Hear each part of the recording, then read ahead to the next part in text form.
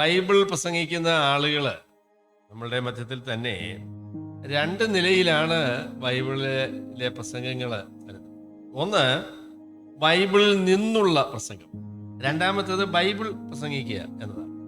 ബൈബിളിൽ നിന്നുള്ള പ്രസംഗം എന്ന് പറഞ്ഞാൽ നമ്മൾ പറയുന്ന കാര്യങ്ങളൊക്കെ ബൈബിളിൽ ഉള്ളതാണ്, എന്നാൽ എന്താണ് പറയേണ്ടതെന്ന് തീരുമാനിക്കുന്നത് നമ്മളാണ്. അങ്ങനെയാണ് നമ്മളുടെ ഇടയിൽ പോലും മുഖ്യമായും പ്രസംഗം അങ്ങനെയാണ്, ബൈബിളിൽ നിന്നുള്ള പ്രസംഗം. അപ്പം അതുകൊണ്ട് നമ്മൾ തിരഞ്ഞെടുക്കുന്നതായിരിക്കുന്ന ചില വിഷയങ്ങളെ കുറിച്ച് അല്ലാതെ മറ്റൊന്നിനെ കുറിച്ചും നമ്മൾ അങ്ങനെ പ്രസംഗിക്കുന്നില്ല. നമുക്ക് ഇഷ്ടമുള്ളതായിരിക്കുന്ന കുറേ വിഷയങ്ങളുണ്ട്, അതിനെക്കുറിച്ചുള്ള പ്രസംഗങ്ങളേ ഉള്ളൂ നമ്മൾ വേണ്ടത്. എന്നാൽ ബൈബിൾ പ്രസംഗിക്കണം. ബൈബിൾ പ്രസംഗിക്കുക എന്ന് പറഞ്ഞാൽ ബൈബിളിൽ എന്താണോ പറഞ്ഞിരിക്കുന്നത് അത് തന്നെ പ്രസംഗിക്കും. ഉൽപ്പത്തി പുസ്തകം മുതൽ വെളിപ്പാട് പുസ്തകം വരെയും ബൈബിൾ എന്താണോ പറയുന്നത് അത് തന്നെ പ്രസംഗിക്കണം. ബൈബിൾ പ്രസംഗത്തെക്കുറിച്ച് ഒരു നിർവചനം പറയുകയാണ് എങ്കിൽ, ബൈബിളിലെ ഒരു വേദഭാഗത്ത് അതിൻ്റെ എഴുത്തുകാരൻ എന്താണോ ഉദ്ദേശിച്ചിരിക്കുന്നത് അത് കണ്ടെത്തി വർത്തമാനകാലത്തെ വിശ്വാസികൾക്ക് മനസ്സിലാകുന്ന രീതിയിൽ അതിനെ പറയുന്നതിനെയാണ് ബൈബിൾ പ്രസംഗിക്കുക എന്ന് പറയും. ബൈബിളിൽ നിന്ന് പ്രസംഗിക്കുക എന്ന് പറഞ്ഞാൽ നമുക്കിഷ്ടമുള്ള കാര്യമൊക്കെ ബൈബിളിൽ നിന്ന് കണ്ടെത്തി അത് പറയുക എന്നുള്ളതാണ്. W.A. ക്രിസ്തുവൽ എന്ന് പറയുന്ന ഒരു പ്രസംഗകനുണ്ടായിരുന്നു. അദ്ദേഹം ഉൽപ്പത്തി പുസ്തകം 1-ാമത്തെ അധ്യായത്തിന്റെ 1-ാം വാക്യം മുതൽ പ്രസംഗിക്കാൻ തുടങ്ങി. വെളിപ്പാട് പുസ്തകം 22-ാമത്തെ അധ്യായത്തിന്റെ 21-ാം വാക്യം വരെ പ്രസംഗിച്ചു. 10 വർഷം എടുത്തു. അതൊരു നല്ല പ്രസംഗ രീതിയാണ്. ബൈബിള് പ്രസംഗിക്കുക, ബൈബിൾ എന്താണോ പറയുന്നത് അത് തന്നെ പറയുക. ബൈബിൾ പ്രസംഗിക്കാൻ തീരുമാനിച്ചാൽ നമ്മൾ പ്രാധാന്യമില്ല എന്ന് വിചാരിക്കുന്ന ഒരുപാട് കാര്യങ്ങളെക്കുറിച്ച് പ്രസംഗിക്കേണ്ടതായിട്ട് വരും. ബൈബിളിൽ നിന്ന് പ്രസംഗിക്കുകയാണെങ്കിൽ നമുക്ക് ഇഷ്ടമുള്ള കാര്യം മാത്രം പറഞ്ഞാൽ മതിയാകും. എന്നാൽ ദൈവത്തിന്റെ വചനമാണ് ബൈബിൾ എന്ന് പൂർണ്ണമായി വിശ്വസിക്കുന്ന ആളുകൾ ബൈബിൾ പ്രസംഗിക്കുവാൻ കടപ്പെട്ട ആളുകളാണ്. എല്ലാ തിരുവെഴുത്തും ദൈവശ്വാസീയമാകിയാൽ ദൈവത്തിന്റെ മനുഷ്യൻ സകല സൽപ്രവൃത്തിക്കും വക പ്രാപിച്ച് തികഞ്ഞവനാകേണ്ടതിന് ഉപദേശത്തിനും ശാസനത്തിനും ഗുണീകരണത്തിനും നീതിയിലെ അഭ്യാസത്തിനും പ്രയോജനമുള്ളതാകുന്നു. അതുകൊണ്ട് ദൈവവചന മുഴുവനും അപ്പോസ്തലനായ പൗലോസിനെ കുറിച്ച് പറയുന്ന ഒരു പ്രസ്താവനയും പറഞ്ഞ് ഞാൻ പ്രസംഗത്തിലേക്ക് വരാം. അദ്ദേഹം പറഞ്ഞു, പ്രയോജനമുള്ളത് ഒന്നും മറച്ചു വയ്ക്കാതെ ദൈവത്തിന്റെ ആലോചന ഞാൻ നിങ്ങളെ അറിയിച്ചു. അപ്പോഴേ ബൈബിൾ പ്രസംഗിക്കാനായിട്ട് നമ്മൾ മനസ്സ് വയ്ക്കണം. ബൈബിളിലെ ഒരു വേദഭാഗം തിരഞ്ഞെടുത്ത് ആ ഭാഗത്ത് അതിൻ്റെ എഴുത്തുകാരൻ എന്താണോ പറയുന്നത് അത് കണ്ടുപിടിച്ച് അത് നമുക്ക് മനസ്സിലാകുന്ന രീതിയിൽ പറയും. അതാണ് ബൈബിൾ പ്രസംഗിക്കുക എന്ന് പറയുന്നത്. ശരി, ഞാൻ ഇന്ന് നിങ്ങളോട് പറയാൻ ആഗ്രഹിക്കുന്നത് 2 കാര്യങ്ങൾ, അല്ലെങ്കിൽ ഗലാത്യ ലേഖനം 5-ാമത്തെ അധ്യായത്തിൽ അപ്പോസ്തലനായ പൗലോസ് പറയുന്ന 2 പ്രധാന കാര്യങ്ങളാണ്. നമ്മെ സംബന്ധിച്ച് ഏറ്റവും പ്രാധാന്യമേറിയ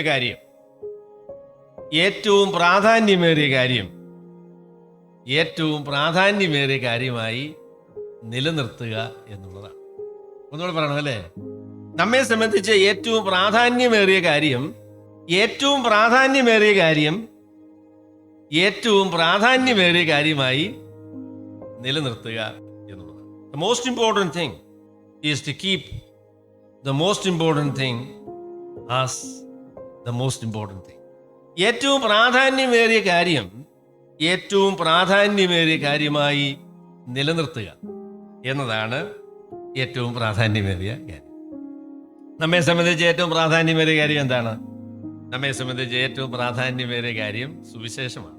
കർത്താവായ യേശുക്രിസ്തുവാണ്. സുവിശേഷത്തിന്റെ പ്രാധാന്യം, സുവിശേഷത്തെ നിർമ്മലമായി വിശ്വസിക്കുകയും സൂക്ഷിക്കുകയും ചെയ്യേണ്ടതിന്റെ ആവശ്യകത, അതാണ് ഞാൻ ഒന്നാമത് പറയാൻ ആഗ്രഹിക്കുന്നത്. അതാണ് അപ്പോസ്തലനായ പൗലോസ് ഗലാത്യ ലേഖനം 5-ാമത്തെ അധ്യായത്തിന്റെ ആദ്യത്തെ 12 വാക്യങ്ങളിൽ അദ്ദേഹം അതിനെക്കുറിച്ചാണ് പറയുന്നത്. അതിനുശേഷം പറയാൻ ആഗ്രഹിക്കുന്നത് എങ്ങനെയാണ് സുവിശേഷത്തിനനുസൃതമായിട്ട് ജീവിക്കാനായിട്ട് സാധിക്കും. സുവിശേഷം സത്യസന്ധമായി വിശ്വസിക്കുകയും സുവിശേഷം സത്യസന്ധമായി നിലനിർത്തുകയും ചെയ്യുക, അതാണ് ഒന്നാമത്തെ കാര്യം. രണ്ടാമത്, ഈ സുവിശേഷത്തിനനുസൃതമായ രീതിയിൽ എങ്ങനെയാണ് നമുക്ക് ജീവിക്കാനായിട്ട് സാധിക്കും.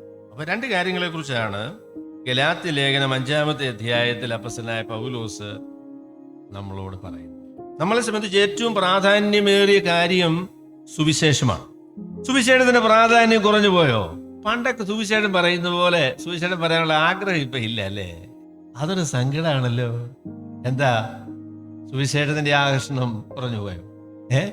സുവിശേഷത്തിന്റെ പ്രാധാന്യം നഷ്ടപ്പെട്ടു പോയോ? പോയി എങ്കിൽ നമ്മൾ പോയിട്ടോ, നമുക്ക് പിന്നെ എന്താ ബാക്കിയുള്ളത്? ഒരിക്കലും ഒരാള് പനയെന്ന് വീണു. പനയെന്ന് വീണപ്പോഴേ ആളുകൾ ചോദിച്ചു എങ്ങനെ ഉണ്ട്.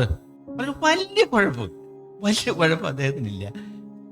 പിന്നെ തല കാണുന്നില്ല, അതാ വീണ സ്ഥലത്തില്ല, അത് തെറിച്ചുപോയി. ബാക്കി കാര്യങ്ങളൊക്കെ കുഴപ്പമില്ല. എന്റെ പൊന്നു സഹോദരങ്ങളെ, വലിയ കുഴപ്പമില്ല, പക്ഷെ ഒരു ചെറിയ കുഴപ്പമുണ്ട്. അതെന്താന്ന് ചോദിച്ചാല് തല കാണുന്നില്ല, തെറിച്ചു. എന്റെ പൊന്നു സഹോദരങ്ങളെ, ഇതെന്തൊരു പോക്ക, ഇതെന്തൊരു പറച്ചില്ല, എന്തൊരു സ്ഥിതിയായി ഇത്. സുവിശേഷം വിട്ട് കളഞ്ഞിട്ട് ബാക്കിയൊന്നും നമുക്കില്ല കേട്ടോ. നമ്മൾക്ക് ഏറ്റവും പ്രാധാന്യമേറിയ കാര്യം സുവിശേഷമാണ്, സുവിശേഷത്തുള്ള വിശ്വാസമാണ്. കർത്താവായ യേശുക്രിസ്തുവിലൂടെ ദൈവം നമുക്ക് ഒരുക്കി തന്ന രക്ഷാ ക്രമീകരണമാണ് ഏറ്റവും പ്രാധാന്യമേറിയ കാര്യം. അതിന്റെ സ്ഥാനത്ത് മറ്റെന്തുകൊണ്ട് വെച്ചാലും ശരിയാകില്ല. തദ്ദേശീയ സഭക്കാരോട് ഞാൻ പറയും, തദ്ദേശിക സഭ, തദ്ദേശികമായ സഭ എന്നൊക്കെ പറഞ്ഞ സുവിശേഷം അത്രത്തോളം പ്രാധാന്യം കൊടുത്തോ? സഭയ്ക്ക് കൊടുത്തായിരിക്കുന്ന പ്രാധാന്യം സുവിശേഷത്തിന് കൊടുത്തോ? ഞാൻ ചോദിക്കുക. എനിക്ക് സംശയമുണ്ട്. പറഞ്ഞു വന്നപ്പം സുവിശേഷം അത്രയും പ്രാധാന്യമായിട്ട് വന്നില്ല. അത് നമ്മുടെ സങ്കടമാണ്. സുവിശേഷം വിട്ടുകളഞ്ഞിട്ട് മറ്റെന്തു പറഞ്ഞാലും നാം ദൈവത്തിന്റെ വചനത്തിന് വിരുദ്ധമായ നിലപാടാണ് സ്വീകരിക്കുന്നത്. സുവിശേഷം വിട്ടുകളഞ്ഞിട്ട് സുവിശേഷത്തിന്റെ ഒന്നാം സ്ഥാനം ഉപേക്ഷിച്ചിട്ട് മറ്റെന്ത് പറഞ്ഞാലും അത് ബൈബിളിന് നിരക്കുന്ന കാര്യമല്ല. നമ്മെ സംബന്ധിച്ചുള്ള ഏറ്റവും പ്രാധാന്യമേറിയ കാര്യം സ്വർഗത്തിലെ ദൈവം തന്റെ പുത്രനെ, ദൈവത്തോടുള്ള സമത്വം മുറുകെ പിടിക്കണം എന്ന് കർത്താവ് വിചാരിക്കാതെ താന് മനുഷ്യനായിട്ട് ഈ ലോകത്തിലേക്ക് വന്നു. അവൻ നമ്മുടെ പാപങ്ങളെ ചുമന്നുകൊണ്ട് കുരിശിന്റെ മേൽ കയറി. കർത്താവായ യേശുക്രിസ്തുവിന്റെ പാപപരിഹാര ബലിയിൽ കൂടെ ദൈവം നമുക്ക് സൗജന്യമായ രക്ഷ ഒരുക്കി. അതാണ് നമ്മെ സംബന്ധിച്ചുള്ള ഏറ്റവും പ്രാധാന്യമേറിയ കാര്യം. യേശുക്രിസ്തുവിൽ വിശ്വസിക്കുന്നവർക്ക് പാപത്തിന് ശിക്ഷയായിരിക്കുന്ന നിത്യ നരകത്തിൽ നിന്ന് രക്ഷപ്പെടുവാനായിട്ട് കഴിയും. അതാണ് ബൈബിൾ പറയുന്ന ഏറ്റവും പ്രധാനപ്പെട്ട സന്ദേശം.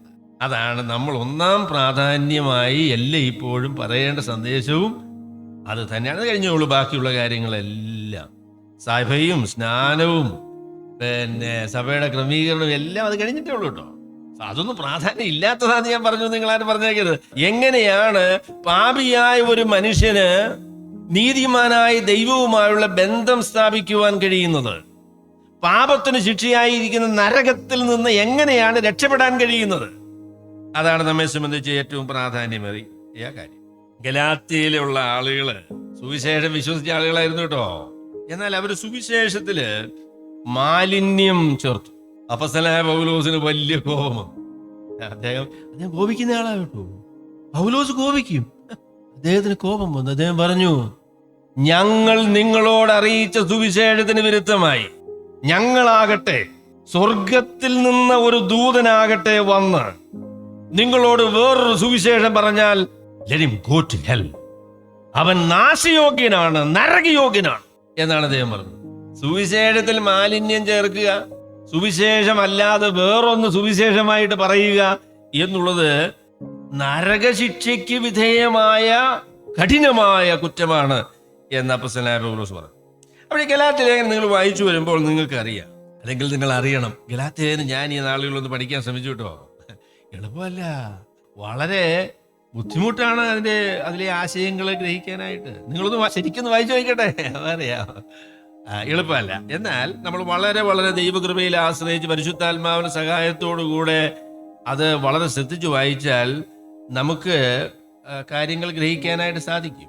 അപ്പോഴേ ഒരുപാട് ദോഷമൊന്നും നമ്മുടെ വിചാരത്തിൽ വരുത്തിയല്ലോ കേട്ടോ. ഒരുപാട് നമ്മളൊന്നും പറയും, അതിനു വേണ്ടി എന്തോ ഇത്ര കിടന്ന് ബഹളം വയ്ക്കാനായിട്ടല്ലേ. എന്തുവായി പൗലോസിന്? അവര് പറഞ്ഞു, രക്ഷിക്കപ്പെട്ടതായിരിക്കുന്ന ആളുകള് പരിച്ഛേദന കഴിച്ചെങ്കിൽ മാത്രമേ അവരുടെ രക്ഷ ശരിക്കങ്ങ് പൂർത്തീകരിക്കുള്ളൂ എന്ന് പറഞ്ഞു.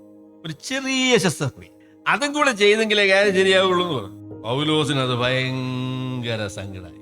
അപ്പൊ അദ്ദേഹം പറഞ്ഞു, കർത്താവായ യേശുക്രിസ്തു ചെയ്ത പ്രവൃത്തിയോടുകൂടെ എന്തെങ്കിലും ഒന്നുകൂടെ കൂട്ടിച്ചേർത്തെങ്കിലേ രക്ഷ പൂർത്തിയാകുകയുള്ളൂ എന്ന് പറയുന്നതാണ് സുവിശേഷത്തിനെതിരെയുള്ള പ്രസ്താവന. യേശുക്രിസ്തു കാൽവറിയിലെ കുരിശിൽ ചെയ്ത പ്രവൃത്തിയാണ് നമ്മുടെ രക്ഷയ്ക്കുള്ള അടിസ്ഥാനം. അതിനോട് ഒന്നും കൂട്ടിച്ചേർക്കാനായിട്ട് സാധിക്കില്ല. അത് പരിച്ഛേദനയായിക്കോട്ടെ, സ്നാനമായിക്കോട്ടെ, തിരുവത്താഴമായിക്കോട്ടെ, സഭയിലെ അംഗത്വമായിക്കൊള്ളട്ടെ, വിശുദ്ധ ജീവിതമായിക്കൊള്ളട്ടെ, അതെന്തുമായിക്കൊള്ളട്ടെ, അത് കൂട്ടിച്ചേർത്താൽ അപ്പോസ്തലനായ പൗലോസ് വളരെ കോപിക്കും. അപ്പോസ്തലനായ പൗലോസ് മാത്രമല്ല, ദൈവം കോപിക്കും.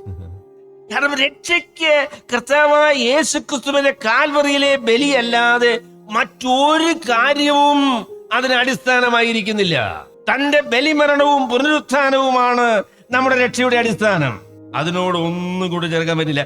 ആ പച്ചയായ പരമാർത്ഥം നമ്മൾ കൈവിട്ട് കളഞ്ഞോ? രക്ഷിക്കപ്പെടാൻ എന്ത് ചെയ്യണം?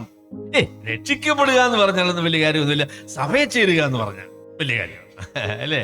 രക്ഷിക്കപ്പെടാതെ സഭയെ ചേർത്തതാ നമ്മുടെ ഏറ്റവും വലിയ ദുരിതം. എന്റെ പൊന്നു സഹോദരങ്ങളെ, രക്ഷിക്കപ്പെടാതെ ആൾക്കാർ സഭയെ വന്നതാ പ്രശ്നമായത്. ഏറ്റവും പ്രാധാന്യമേറിയ കാര്യം സുവിശേഷം വിശ്വസിച്ച് ദൈവമക്കളായിട്ട് തീരുന്നതാണ്.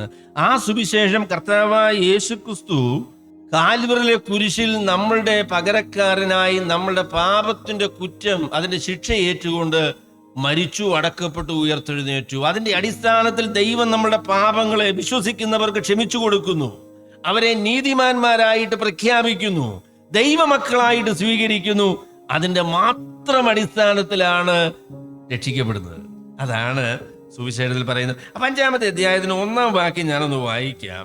അതിനുശേഷം ഞാൻ അതിനെക്കുറിച്ച് 1-2 പ്രസ്താവനകൾ പറഞ്ഞ് ഞാൻ കൂടുതൽ സമയം ചെലവഴിക്കാൻ വിചാരിക്കുന്ന 2-ാം ഭാഗത്തേക്ക് ഞാൻ വരാം.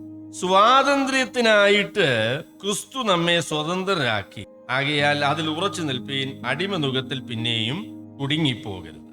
അവിടെ ഈ വാക്യം 5-ാമത്തെ അധ്യായത്തിന്റെ 1-ാം വാക്യമാണോ അതോ 4-ാമത്തെ അധ്യായത്തിന്റെ 32-ാം വാക്യമാണോ എന്ന് ഇത് വളരെ ശ്രദ്ധിച്ച് വായിക്കുന്ന ആളുകൾക്ക് സംശയമുണ്ട്.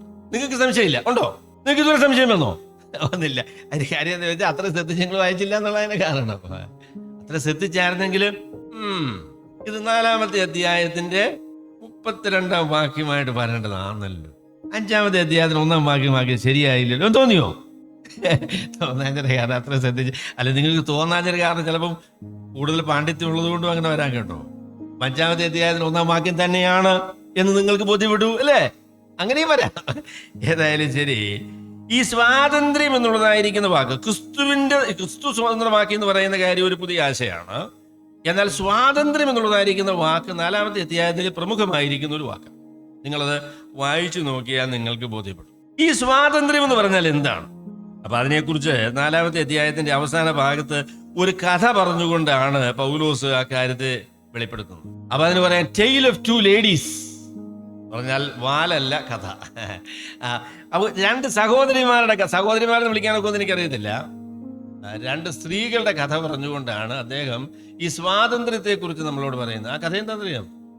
അബ്രഹാമിന് 2 ഭാര്യമാരെന്ന് പറയാൻ പറ്റുമെന്ന് അറിയത്തില്ല. ഏതായാലും ശരി, സാറായി എന്ന് പറയുന്ന ഒരു ഭാര്യയും പിന്നെ ഹാഗാർ എന്ന് പറയുന്ന ഒരു ദാസിയും ഉണ്ടായി. അവിടെ അബ്രഹാമിനോട് ദൈവം പറഞ്ഞു, ഞാൻ നിനക്കൊരു മകനെ തരും.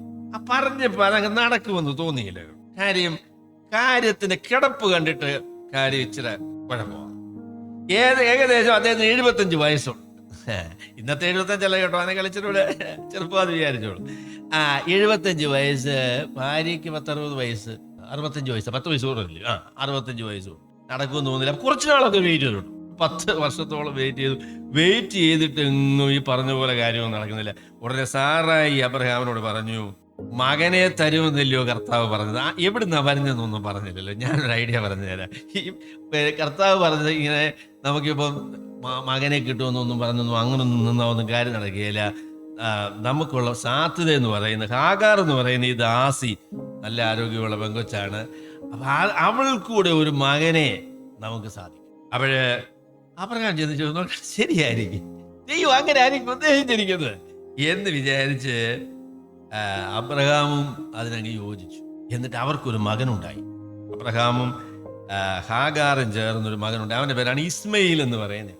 അപ്പൊ ഇസ്മയിലൊക്കെ ജനിച്ചിട്ട് ദൈവം തന്നു എന്നൊക്കെ പറഞ്ഞ് പിന്നെ ഹാഗാർ അത്രയും കൂടുതൽ സാറായും അബ്രഹാം കൂടെ കിടന്ന് ചാടി. കർത്താവ് അത്രത്തെ കൂടി സന്തോഷിച്ചില്ല. അവിടെ കർത്താവ് കുറച്ച് നാൾ കഴിഞ്ഞ ഒരു 10 വർഷത്തോളം കർത്താവിനെ പ്രത്യക്ഷപ്പെട്ടില്ല കേട്ടോ. നിങ്ങളെ ഭാഗം വായിച്ചു നോക്കിയാൽ അറിയാം. അവസാനം ഒരു ദിവസം കർത്താവ് പ്രത്യക്ഷപ്പെട്ടു. എന്നിട്ട് പറഞ്ഞു, അബ്രഹാമേ, സാറ, ഞാൻ നിങ്ങൾക്ക് തരുമെന്ന് പറഞ്ഞ മകൻ ഈ ഹാഗാറിൽ കൂടെ കിട്ടുന്ന മകനല്ല.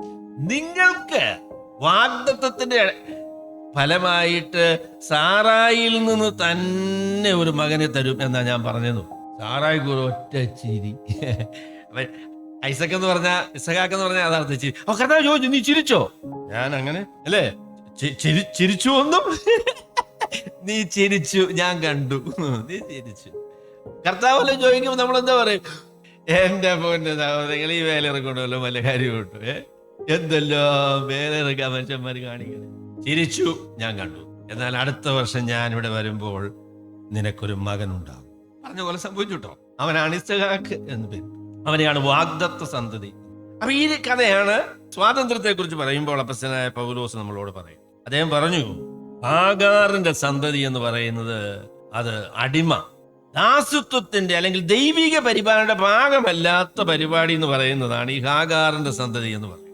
ഇസഹാക്ക് എന്ന് പറയുന്നതാണ് ദൈവത്തിന്റെ പരിപാടി. അത് ഒരല്പം കൂടെ വിശദീകരിച്ച് പറഞ്ഞാൽ, ഹാഗാറിന്റെ സന്തതിക്കുള്ള പ്രശ്നം എന്താ?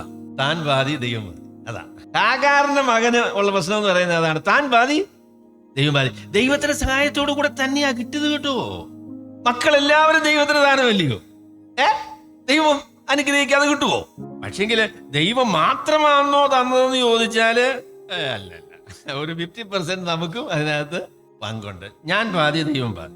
ഇസഹാക്കിനെ കുറിച്ച് പറഞ്ഞപ്പോഴോ പാതിയും ഒന്നുമില്ല, അതിനകത്തൊന്നും. ഇസഹാക്കിന്റെ ജനനത്തില് അബ്രഹാമിനും സാറായിക്കുമുള്ള അവരുടെ കോൺട്രിബ്യൂഷൻ, സംഭാവന എന്ന് പറയുന്നത് എന്താ? 0. സ്വർഗത്തിലെ ദൈവം അത്ഭുതകരമായ രീതിയിൽ മനുഷ്യന്റെ എല്ലാ സാധ്യതകളും അവസാനിച്ചപ്പോൾ അസാധ്യമായത് ദൈവം തന്നെ നൽകിയതായിരിക്കുന്ന ഒരു മകനാണ് ഇസഹാക്ക്. പ്രിയമുള്ളവരെ, ഞാൻ ചോദിക്കാം, നമ്മൾ എങ്ങനെ രക്ഷിക്കപ്പെടുന്നേ? ഞാൻ പാതി ദൈവം പാതി അല്ലേ? അങ്ങനല്ല കേട്ടോ. അതാണ് ഇസ്മയിൽ എന്ന് പറയുന്ന ആൾ. അവൻ വാഗ്ദത്ത സന്തതിയല്ല, ദൈവത്തിന്റെ പരിപാടിയല്ല. ഇസഹാക്കാണ് വാഗ്ദത്ത സന്തതി. അത് 100% ദൈവം ചെയ്തതായിരിക്കുന്ന കാര്യമാണ്. രക്ഷിക്കപ്പെടുന്നത് എങ്ങനെയാ? 100% ദൈവത്തിന്റെ പരിപാടിയാണ്. അതില് നമുക്ക് യാതൊരു നമ്മൾ കൂടെയൊക്കെ അത് സംഭവിച്ചെന്നൊക്കെയുള്ള കാര്യം ശരിയാണ് കേട്ടോ. നമ്മളാണ് വിശ്വസിച്ചത്, നമ്മളാണ് സ്വീകരിച്ചത്, അതിനെക്കുറിച്ച് ചിന്തിച്ചു പറയുന്ന പരിപാടിയൊക്കെ ശരിയാണ്. പക്ഷെങ്കിൽ അത് യാഥാർത്ഥ്യമായി തീരുന്നതിൽ എന്തു പങ്കുണ്ടെന്ന് ചോദിച്ചാൽ 0. അത് ദൈവത്തിന്റെ അത്ഭുതകരമായ പരിപാടിയാണ്. രക്ഷയും അങ്ങനെ തന്നെയാണ്. ഹാഗാർ സീനായി പർവ്വതത്തെ കുറിക്കുന്നു. അത് ഇന്നത്തെ യെരുശലേമിന് സമമാണ് എന്ന് പൗലോസ് പറഞ്ഞു. സഹോദരന്മാരെ, നാം ഹാഗാർ പ്രസവിച്ച അടിമത്വത്തിലുള്ളതായിരിക്കുന്ന മക്കളല്ല, നാം വാഗ്ദത്തത്തിന്റെ സന്തതികളാണ്. നാം രക്ഷിക്കപ്പെട്ടിരിക്കുന്നത് ദൈവം അത്ഭുതകരമായ രീതിയിൽ തന്റെ പുത്രനിലൂടെ 100% ദൈവം തന്നെ ചെയ്ത കാര്യമാണ് ഈ രക്ഷാപരിപാടി എന്ന് പറയുന്നത്. ഒരു പ്രസ്താവന പറഞ്ഞ് ഞാൻ മുൻപോട്ട് പോകാം. അതായത് പ്രിയമുള്ളവരെ, ഞാൻ പറയാം, രക്ഷിക്കപ്പെടുക എന്ന് പറയുന്നത് 100% ദൈവത്തിന്റെ പരിപാടിയാണ്. രക്ഷ എന്ന് പറയുന്നത് 100% ദൈവത്തിന്റെ ദാനമാണ്. അത് യേശുക്രിസ്തുവിന്റെ ചെലവിൽ ദൈവം ചെയ്തെടുത്ത ദൈവത്തിന്റെ പ്രവൃത്തിയാണ്. അതിൽ നമുക്ക് യാതൊരു പങ്കുമില്ല. അതിനെക്കുറിച്ചൊരു ദൈവദാസൻ പറഞ്ഞ പോലെ, my only contribution in salvation is my sin from which I need to be saved. രക്ഷയിൽ എനിക്കുള്ള പങ്കെന്ന് പറയുന്നത് ഞാൻ പാപിയാണെന്നുള്ളതായിരിക്കുന്ന പങ്കല്ലാതെ രക്ഷിക്കപ്പെടാനായിട്ട് എനിക്ക് ഒരു പരിപാടിയും ചെയ്യാനായിട്ട് സാധിക്കില്ല. ആ വ്യക്തത ഇന്ന് നമ്മുടെ ഹൃദയത്തിൽ നിന്ന് പോയോ? രക്ഷിക്കപ്പെടാനായിട്ട് നമുക്ക് എന്ത് ചെയ്യാനായിട്ട് സാധിക്കും? ഞാൻ രക്ഷിക്കപ്പെടാൻ എന്ത് ചെയ്യണം എന്ന് ചോദിച്ചപ്പോൾ എന്താ പറഞ്ഞത്? കർത്താവായ യേശുക്രിസ്തുവിൽ വിശ്വസിക്കുക, എന്നാൽ നീ രക്ഷിക്കപ്പെടും എന്നാണ് അപ്പോസ്തലനായ പൗലോസ് പറയുന്നത്. അതാണ് പൗലോസിന്റെ സുവിശേഷം. അതാണ് നാം രക്ഷിക്കപ്പെടുന്നത് കർത്താവായ യേശുക്രിസ്തുവിന്റെ പ്രവൃത്തി നിമിത്തമാണ്, അല്ലാതെ നമ്മൾ ചെയ്യുന്ന യാതൊരു പ്രവൃത്തിയുടെയും അടിസ്ഥാനത്തിലല്ല. തുടക്കം മുതൽ അവസാനം വരെ ഞാൻ പറയാമെന്ന് പറഞ്ഞ കാര്യം പറഞ്ഞില്ല. അതായത് നീതീകരണം, വിശുദ്ധീകരണം, തേജസ്കരണം എന്ന് പറയുന്ന 3 പ്രസ്താവനകൾ നിങ്ങൾ കേട്ടുക. നീതീകരണം എന്ന് പറഞ്ഞാൽ എന്താ? ഞാനൊരു ചവക്കാരോട് എന്ന് ചോദിച്ചപ്പോൾ അവർക്കത് അറിയത്തില്ല. നീതീകരണത്തിന് നിർവചനം പറയാൻ പറഞ്ഞു. ഞാൻ നിങ്ങളോട് ചിലരോട് ചോദിച്ചാൽ നിങ്ങളും നടുങ്ങും എന്നെനിക്കറിയാം. നീതീകരണം എന്ന് പറഞ്ഞാൽ പാപിയായിരിക്കുന്ന ഒരു മനുഷ്യൻ കർത്താവായ യേശുക്രിസ്തുവിന്റെ പാപപരിഹാര ബലിയിലും പുനരുത്ഥാനത്തിലും വിശ്വസിക്കുമ്പോൾ കർത്താവായ യേശുക്രിസ്തു അവന്റെ പാപങ്ങളെ ക്ഷമിച്ച് യേശുക്രിസ്തുവിന്റെ മുഴുവൻ നീതിയും ആ വ്യക്തിയുടെ പേരിൽ കണക്കിട്ട് ആ വ്യക്തിയെ നീതിമാനായിട്ട് പ്രഖ്യാപിക്കുന്ന ദൈവത്തിന്റെ പ്രഖ്യാപനമാണ്.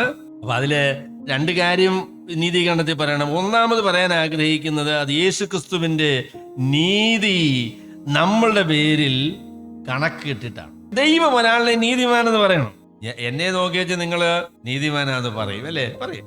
പറഞ്ഞില്ലേ ഞാനത് ചെയ്യും, ഞാൻ വഴക്കുണ്ടാക്കും. അത് അപ്പൊ അതുകൊണ്ട് നിങ്ങൾ എന്നെ നീതിമാനാന്ന് പറയും. പക്ഷേ ഹൃദയത്തിലെ ഇരിപ്പ് എന്തുവാന്ന് നിങ്ങൾക്ക് അറിയത്തില്ല. അപ്പൊ അതിനെക്കുറിച്ച് ടിം കെല്ലറാണെന്ന് പറഞ്ഞതെന്ന് തോന്നുന്നു. അദ്ദേഹം പറഞ്ഞു, എന്റെ ഹൃദയം ശരിക്കും നിങ്ങൾക്ക് മനസ്സിലായിരുന്നു, നിങ്ങൾ എന്നെ പ്രസംഗത്തിന് വിളിക്കുകയില്ലായിരുന്നു എന്നാണ് ആദ്യം പറഞ്ഞത്. പിന്നെ അദ്ദേഹം പറഞ്ഞു, നിങ്ങളുടെ ഹൃദയത്തിലെ ഇരിപ്പ് എന്തുവാന്ന് പറഞ്ഞാൽ ഞാൻ പ്രസംഗത്തിന് വരച്ചമില്ലായിരുന്നു. അയ്യോ, ഇതെല്ലാം ഹൃദയത്തിന്റെ ഇരിപ്പ് നോക്കിയാല് നീതിമാനാണെന്ന് ആരെക്കുറിച്ചും പറയാൻ പറ്റുകയില്ല. സ്വർഗത്തിലെ ദൈവം ഒരാളിനെ നീതിമാനാണെന്ന് പറയുന്നത് പുറമേ ഉള്ളതായിരിക്കുന്ന ചില സഹോദരിമാരിയിരിക്കുന്ന ഇരിപ്പ് കണ്ടപ്പോ അവര് നീതിമാന്മാരാന്ന് തോന്നുന്നുണ്ട് കേട്ടോ, തലയൊക്കെ ഇങ്ങനെ അല്ലേ.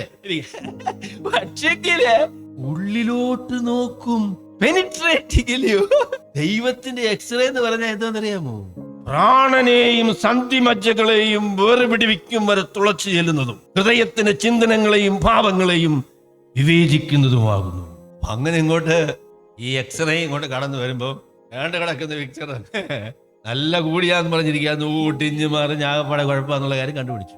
ദൈവത്തിന് നമ്മളെ നോക്കി വെച്ച് നീതിമാന്മാരാണെന്ന് ആരെക്കുറിച്ചും പറയാനായിട്ട് സാധിക്കില്ല. നീതിമാൻ ആരുമില്ല, ഒരുത്തൻ പോലുമില്ല. പിന്നെ എങ്ങനെയാ നീതിമാനാന്ന് പറയാൻ പറ്റുക? ഞാൻ ഒരു കാര്യം ചെയ്യണം, അതായത് കർത്താവായ യേശു ക്രിസ്തുവിന്റെ പുറകിൽ പോയി നിൽക്കണം. നോക്കുന്ന എന്നെ കാണുകയില്ല, യേശു ക്രിസ്തുവിനെ മാത്രമേ കാണുകയുള്ളൂ. യേശു ക്രിസ്തുവിനെ നോക്കിയപ്പോൾ ദൈവത്തിന് പറയാൻ പറ്റും, ഇവൻ നീതിമാൻ, ഇവൻ യാതൊരു കുറ്റവുമില്ല. യേശു ക്രിസ്തുവിന്റെ മറവിൽ കർത്താവിനാൽ പൊതിയപ്പെട്ട് വിശ്വാസത്താൽ യേശു ക്രിസ്തുവിൽ ആശ്രയിച്ച് അവന്റെ പുറകിൽ നിൽക്കുമ്പോൾ സ്വർഗത്തിലെ ദൈവം നമ്മളെ കുറിച്ച് പ്രഖ്യാപിക്കും, ഇവൻ നീതിമാനാണ്. അങ്ങനെ മാത്രമേ നീതിമാന്മാര് എന്നുള്ളതായിരിക്കുന്ന സ്ഥാനം കിട്ടുള്ളൂ. അപ്പൊ നീതീകരണം എന്ന് പറയുന്നത് യേശുക്രിസ്തുവിന്റെ ചെലവിലാണ്, യേശുക്രിസ്തു വഴിയാണ്. യേശുക്രിസ്തുവിനെ നോക്കിയിട്ടാണ്, യേശുക്രിസ്തുവിൽ നമ്മെ കണ്ടതുകൊണ്ടാണ് ദൈവത്തിന് നമ്മളെ നീതിമാന്മാരെ എന്ന് വിചാരിക്കാനായിട്ട്, പരിഗണിക്കാനായിട്ട് സാധിക്കുന്നത്. അപ്പൊ അതാണ് ഒന്നാമത്തെ കാര്യം. നീതിമാന്മാരെന്ന് നമ്മളെ കുറിച്ച് പറഞ്ഞപ്പോൾ അത് നമ്മളെ നോക്കിയിട്ടല്ല, യേശുക്രിസ്തുവിനെ നോക്കിയിട്ടാണ്. അപ്പൊ അതുകൊണ്ട് പറയുന്നത് ഐ ആം ഇൻ ക്രൈസ്റ്റ്. അപ്പൊ ഞങ്ങൾ സാധാരണ പറയാറുണ്ട്, ഈ ഹാൻഡ് കർച്ചീഫ് നിങ്ങൾക്ക് കാണാൻ പറ്റും. ഇത് ശരിക്കും നോക്കുകയാണെങ്കിൽ നിങ്ങൾക്ക് ഒരുപക്ഷെ ഇഷ്ടപ്പെടുത്തുമില്ല, അപ്പൊ നിങ്ങൾ കാണത്തില്ല. വിശുദ്ധ ബൈബിളിന്റെ ഉള്ളിലിരിക്കുക, അപ്പൊ അതൊന്നും കാണത്തില്ല. അപ്പൊ നിങ്ങൾ നോക്കിയാൽ ഈ ബൈബിൾ മാത്രമേ കാണത്തുള്ളൂ. We are in Christ. കർത്താവായ യേശുക്രിസ്തുവിൽ ദൈവം നമ്മളെ കാണുമ്പോൾ, അല്ലെങ്കിൽ വിശ്വാസത്താൽ യേശുക്രിസ്തുവിൽ നാം ഒന്നുചേരുമ്പോഴാണ് ദൈവത്തിന് നമ്മളെ നീതിമാന്മാരാണ്, വിശുദ്ധന്മാരാണ് എന്ന് നമ്മളെ കുറിച്ച് പറയാനായിട്ട് സാധിക്കും. അപ്പൊ അതാണ് ഒന്നാമത്തെ കാര്യം. രണ്ടാമത്തെ കാര്യം എന്ന് പറയുന്നത്, നീതിമാന്മാരാക്കുകയല്ല, നീതിമാന്മാരായിട്ട് പ്രഖ്യാപിക്കുകയാണ്. നീതീകരണത്തിൽ നമ്മളെ ദൈവം നീതിമാന്മാരാക്കുകയല്ല. അതാണ് കത്തോലിക്കലും നമ്മളെ വ്യത്യാസം. നീതീകരണം മരിക്കുന്നവരെ സാധിക്കില്ല എന്ന് കത്തോലിക്കൻ പറയും. അതിന്റെ കാര്യം എന്താന്ന് ചോദിച്ചാല്, നീതിമാനാക്കുക എന്നാണ്. ചത്ത് കഴിഞ്ഞാൽ പിന്നെ അവനെ നീതിമാനാന്ന് പറഞ്ഞ ഉതിർവില്ലല്ലേ. ചത്ത് കഴിഞ്ഞാൽ അവന്റെ കാര്യം തീർന്നു, ഇനി അവനെ കുറിച്ച് എന്തും പറയാ ഇല്ല. നീതീകരണം എന്ന് പറയുന്നത് നീതിമാനാക്കുകയല്ല, നീതിമാനെന്ന സ്ഥാനം തരികയാണ്, നീതിമാനാണ് എന്ന് പ്രഖ്യാപിക്കുകയാണ്. യേശുക്രിസ്തുവിന്റെ ചെലവിൽ ദൈവം നമ്മളെ നീതിമാന്മാരായിട്ട് സ്വീകരിക്കുകയാണ്, അല്ലാതെ നീതിമാന്മാരായതല്ല. There is no moral transformation as such. നീതീകരണത്തില് നമ്മളെ ദൈവം വ്യത്യാസപ്പെടുത്തി നീതിമാന്മാരാക്കി നീതിയുടെ ആ പൂർത്തീകരണം വരുത്തിയതിനു ശേഷം അല്ലെ നീതിമാന്മാരായിട്ട് നമ്മളെ പ്രഖ്യാപിക്കുന്നത്. പാപികളും ദോഷികളും ദുഷ്ടന്മാരുമായിരിക്കുന്ന നമ്മളെ യേശുക്രിസ്തുവിന്റെ ചെലവിൽ പാപത്തെ ക്ഷമിച്ച് യേശുക്രിസ്തുവിന്റെ പേരിൽ നമ്മൾ നീതിമാന്മാരാണ് എന്ന് പറയുകയാണ്, പ്രഖ്യാപിക്കുകയാണ്. ആ സ്ഥാനം നമുക്ക് തരികയാണ്. അപ്പൊ അതുകൊണ്ടാണ് രക്ഷിക്കപ്പെട്ട ആളുകൾക്കും പാപമില്ല, പാപമാണ്. അപ്പോഴ് നീതീകരണമാണ്. അപ്പൊ നീതീകരണത്തിൽ സംഭവിച്ച കാര്യം, യേശുക്രിസ്തുവിന്റെ പൂർണ്ണ നീതി ദൈവം നമ്മളുടെ പേരിൽ കണക്കിട്ട് നമ്മളെ നീതിമാന്മാരായിട്ട് അംഗീകരിച്ചു, നീതിമാന്മാരെന്ന സ്ഥാനം തന്നു, നീതിമാന്മാരായിട്ട് സ്വീകരിച്ചു. പ്രിയമുള്ളവരെ, ഞാൻ പറയാം, യേശുക്രിസ്തുവിനെ സ്വീകരിച്ചപ്പോഴ് 100% യേശുക്രിസ്തുവിന്റെ നീതി നമ്മളുടെ പേരിൽ കണക്കിട്ടാണ് നമ്മളെ സ്വീകരിച്ചത്. 100% കിട്ടിയ ഒരാളിന് ഇനിയും മെച്ചപ്പെടാനായിട്ട് എന്ത് ചെയ്യണം? മെച്ചപ്പെടാനൊന്നും ചെയ്യാൻ പറ്റില്ല. 99.99 ആയിരുന്നെങ്കിൽ ഒരു 0.001 അല്ലേ, അത്രയും ഒന്നും നമുക്ക് കൂട്ടിച്ചേർക്കാൻ ഇല്ലില്ല. അങ്ങനെ സ്വർഗത്തിൽ പോകാൻ പറ്റില്ല. സ്വർഗം യേശുക്രിസ്തുവിന്റെ നീതി പൂർണ്ണമായും സ്വീകരിച്ച കണക്കിട്ട ആളുകൾക്ക് വേണ്ടി മാത്രമുള്ളതാണ്. അല്ലാതെ ആരും സ്വർഗത്തിൽ പോവുകയില്ല. ആര് സ്വർഗത്തിൽ ചെന്നാലും അവരെല്ലാവരും ഒരുപോലെ കുഞ്ഞാടിന്റെ പാദപീഠത്തിൽ വീണ് പറയുന്ന പാട്ട് ഒന്ന് തന്നെയാണ്. കുഞ്ഞാടെ, നീ അറുക്കപ്പെട്ടു, നിന്റെ രക്തത്താൽ ഗോത്രത്തിലും ഭാഷയിലും വംശങ്ങളുമുള്ള ഞങ്ങളെ നീ വിലയ്ക്ക് വാങ്ങി. കുഞ്ഞാടിന്റെ രക്തമല്ലാതെ, യേശുക്രിസ്തുവിന്റെ നീതിയല്ലാതെ ദൈവത്തിന്റെ മുൻപാകെ നിൽക്കാനായിട്ട് മറ്റു ഒരു കാര്യവും നമുക്ക് സാധിക്കില്ല. 100% ദൈവം നമ്മളെ യേശുക്രിസ്തുവിനെ പോലെയാണ് എന്ന നിലയിൽ അത് ദൈവം പ്രഖ്യാപിച്ച് ആ സ്ഥാനം നമുക്ക് തന്നതുകൊണ്ടാണ് നമ്മൾ സ്വർഗത്തിൽ പോകുന്നത്. ഞാൻ ഇനി അടുത്ത പ്രസ്താവന പറയാം. അതുകൊണ്ട് മാത്രമാണ് സ്വർഗത്തിൽ പോകുന്നത്. വേറെ ഒരു കാരണവും നാം സ്വർഗത്തിൽ ചെല്ലുന്നതിനില്ല. യേശുക്രിസ്തുവിന്റെ നീതിയല്ലാതെ മറ്റൊരു കാരണവും സ്വർഗത്തിൽ ചെല്ലുന്നതിനായിട്ടില്ല. രണ്ടാമത്തെ കാര്യം പറയുമ്പോൾ ഞാനതിനും കൂടെ ശക്തമായിട്ട് പറയാം, വ്യക്തമായിട്ട് പറയാം. രണ്ടാമത്തെ കാര്യം എന്ന് പറയുന്നത് വിശുദ്ധീകരണമാണ്. നീതീകരണം എന്ന് പറഞ്ഞാൽ എന്താണ്? നീതീകരണം കർത്താവായ യേശുക്രിസ്തുവിൽ വിശ്വസിക്കുന്ന പാപിയായ ഒരു മനുഷ്യന്റെ പാപങ്ങളെ ദൈവം ക്ഷമിച്ച് കർത്താവായ യേശുക്രിസ്തുവിന്റെ നീതി അവന്റെ പേരിൽ കണക്കിട്ട് അവനെ നീതിമാനായിട്ട് പ്രഖ്യാപിക്കുന്ന ദൈവത്തിന്റെ പ്രഖ്യാപനമാണ് നീതീകരണം. അതാണ് നീതീകരണം. രണ്ടാമതെന്ന് പറയുന്നത് വിശുദ്ധീകരണമാകട്ടെ. വിശുദ്ധീകരണം എന്ന് പറഞ്ഞാൽ ദൈവം നമ്മളെ നീതിമാന്മാരാണ് എന്ന് യേശുക്രിസ്തുവിന്റെ ചെലവിൽ പ്രഖ്യാപിച്ച ആ പ്രഖ്യാപനത്തോട്, ആ പ്രഖ്യാപനം അനുസരിച്ച് ആ പ്രഖ്യാപനത്തിന്റെ നിലവാരത്തിലേക്ക് നമ്മൾ ആയിത്തീരാനായിട്ട് ദൈവത്തിന്റെ പരിശുദ്ധാത്മാവ് നമ്മളെ നിരന്തരമായി രൂപപ്പെടുത്തുന്ന ആ തുടർമാനമായ പരിപാടിയെയാണ് നമ്മൾ വിശുദ്ധീകരണം എന്ന് പറയുന്നത്. വിശുദ്ധീകരണം എന്താ? ദൈവം നമ്മളെ നീതിമാനാന്ന് പറഞ്ഞു കേട്ടോ. നമ്മൾ നീതി, എത്രയും നീതിയുണ്ട്? യേശുക്രിസ്തുവിന്റെ മുഴുവൻ നീതിയും. അതിനെക്കുറിച്ച് പറയുന്നത് ഒരാൾ പറഞ്ഞപ്പോൾ പറഞ്ഞു, in one sense Jesus Christ has reincarnated in me. എന്നിൽ യേശുക്രിസ്തു ഉരുവായി, യേശുക്രിസ്തു എന്നിൽ ജന്മമെടുത്ത് യേശുക്രിസ്തുവിന്റെ പൂർണ്ണ നീതി എന്റെ പേരിൽ കണക്കിട്ടാണ് ദൈവം എന്നെ നീതിമാനായിട്ട് പ്രഖ്യാപിച്ചത്. പക്ഷെ അനുഭവത്തിൽ ഞാൻ അങ്ങനെ അല്ല കേട്ടോ. ഞാൻ യേശുക്രിസ്തുവിനെ പോലെ ആയിരുന്നെങ്കിൽ എന്ന് ഞാൻ ചിലപ്പം ഭയങ്കരമായിട്ട് ചിന്തിച്ചിട്ടുണ്ട്. കർത്താവ് യേശുക്രിസ്തുവിനെ പോലെ ആയിരുന്നെങ്കിൽ നിങ്ങളൊക്കെ നടുങ്ങും. നിങ്ങൾക്ക് നടുങ്ങും വരുന്നില്ല. എനിക്കറിയാൻ കാര്യം എന്താണെന്ന് എനിക്കറിയാം. യേശുക്രിസ്തുവിനെ പോലെ അല്ല, അതുകൊണ്ടാണ്. എന്നാൽ ദൈവം യേശുക്രിസ്തുവിനെ പോലെയാന്ന് പറഞ്ഞേച്ച് നമ്മളെ കൂടുക. യേശുക്രിസ്തുവിനെ പോലെയാണ് ഇവൻ എന്ന് പറഞ്ഞു. ഈ എന്റെ മകൾ യേശുക്രിസ്തു എങ്ങനെയാണോ അത് തന്നെയാന്നാ പറഞ്ഞത്. എന്നിട്ട് ചോദിക്കൂ, ദൈവം വിടില്ല, അങ്ങനെ ഇടത്തില്ല. യേശുക്രിസ്തു പറഞ്ഞതുപോലെ തന്നെ നമ്മളെ രൂപപ്പെടുത്താനായിട്ടാണ് ദൈവം നമ്മളെ രക്ഷിച്ചിരിക്കുന്നത്. He wants to transform you into the likeness of his son, because that is exactly what he said about you. നിങ്ങളെ കുറിച്ച് ദൈവം എന്താണോ പറഞ്ഞത് അത് നമ്മുടെ ജീവിതത്തിൽ യാഥാർത്ഥ്യമായി തീരേണ്ടതിന് ദൈവത്തിന്റെ പരിശുദ്ധാത്മാവിനാൽ രക്ഷിക്കപ്പെട്ട ദൈവമക്കളുടെ ജീവിതത്തിൽ രക്ഷിക്കപ്പെട്ട നിമിഷം മുതൽ നിരന്തരമായി ദൈവത്തിന്റെ പരിശുദ്ധാത്മാവിനെ വ്യതിയാനപ്പെടുത്തുന്ന തുടർമാനമായ പരിപാടിയാണ് നമ്മൾ വിശുദ്ധീകരണം എന്ന് പറയുന്നത്. അപ്പൊ വിശുദ്ധീകരണം എത്ര വിശുദ്ധീകരിക്കപ്പെട്ടാലും നമ്മൾ യേശുക്രിസ്തുവിനെ പോലെ ആകത്തില്ല കേട്ടോ. ചിലപ്പോ ചില വിശുദ്ധന്മാർക്ക് അവിടെ നടപ്പ് കാണുമ്പോൾ യേശുക്രിസ്തുവിനെ പോലെയാണ് നമ്മൾ നടക്കുമ്പോൾ ഈ ഒരു ഞൊണ്ടല്ലോ ഉണ്ടല്ലോ. എന്റെ പൊന്നു സഹോദരങ്ങളെ ശ്രദ്ധിച്ചു നോക്കിയാൽ ശരിയല്ല ആള്. കുഴപ്പമുണ്ട്. നമ്മുടെ ഏറ്റവും വലിയ കുഴപ്പം ഞാൻ പറയാം, കുഴപ്പമില്ലെന്ന് ചിന്തിക്കുന്ന കേട്ടോ. അതാ വലിയ പ്രശ്നം. ഞാൻ യേശുക്രിസ്തുവിനെ പോലെ ആണെന്ന് ആരെങ്കിലും പറഞ്ഞാല് സൂക്ഷിക്കണം ആളിനെ. എത്ര നിങ്ങൾ രൂപാന്തരപ്പെട്ടാലും യേശുക്രിസ്തുവിനെ പോലെ ആകുകയില്ല. യേശുക്രിസ്തുവിനെ പോലെ ആകുക എന്നുള്ളതാണ് നമ്മളുടെ ലക്ഷ്യം. നമ്മുടെ ജീവിതങ്ങളെ ദൈവത്തിന്റെ പരിശുദ്ധാത്മാവിന്റെയും ദൈവവചനത്തിനെയും മുൻപാകെ പരിശോധിക്കുമ്പോൾ നമുക്ക് വിനയപ്പെടുവാനും മാനസാന്തരപ്പെടുവാനും അല്ലാതെ എന്താണ് സാധിക്കുക?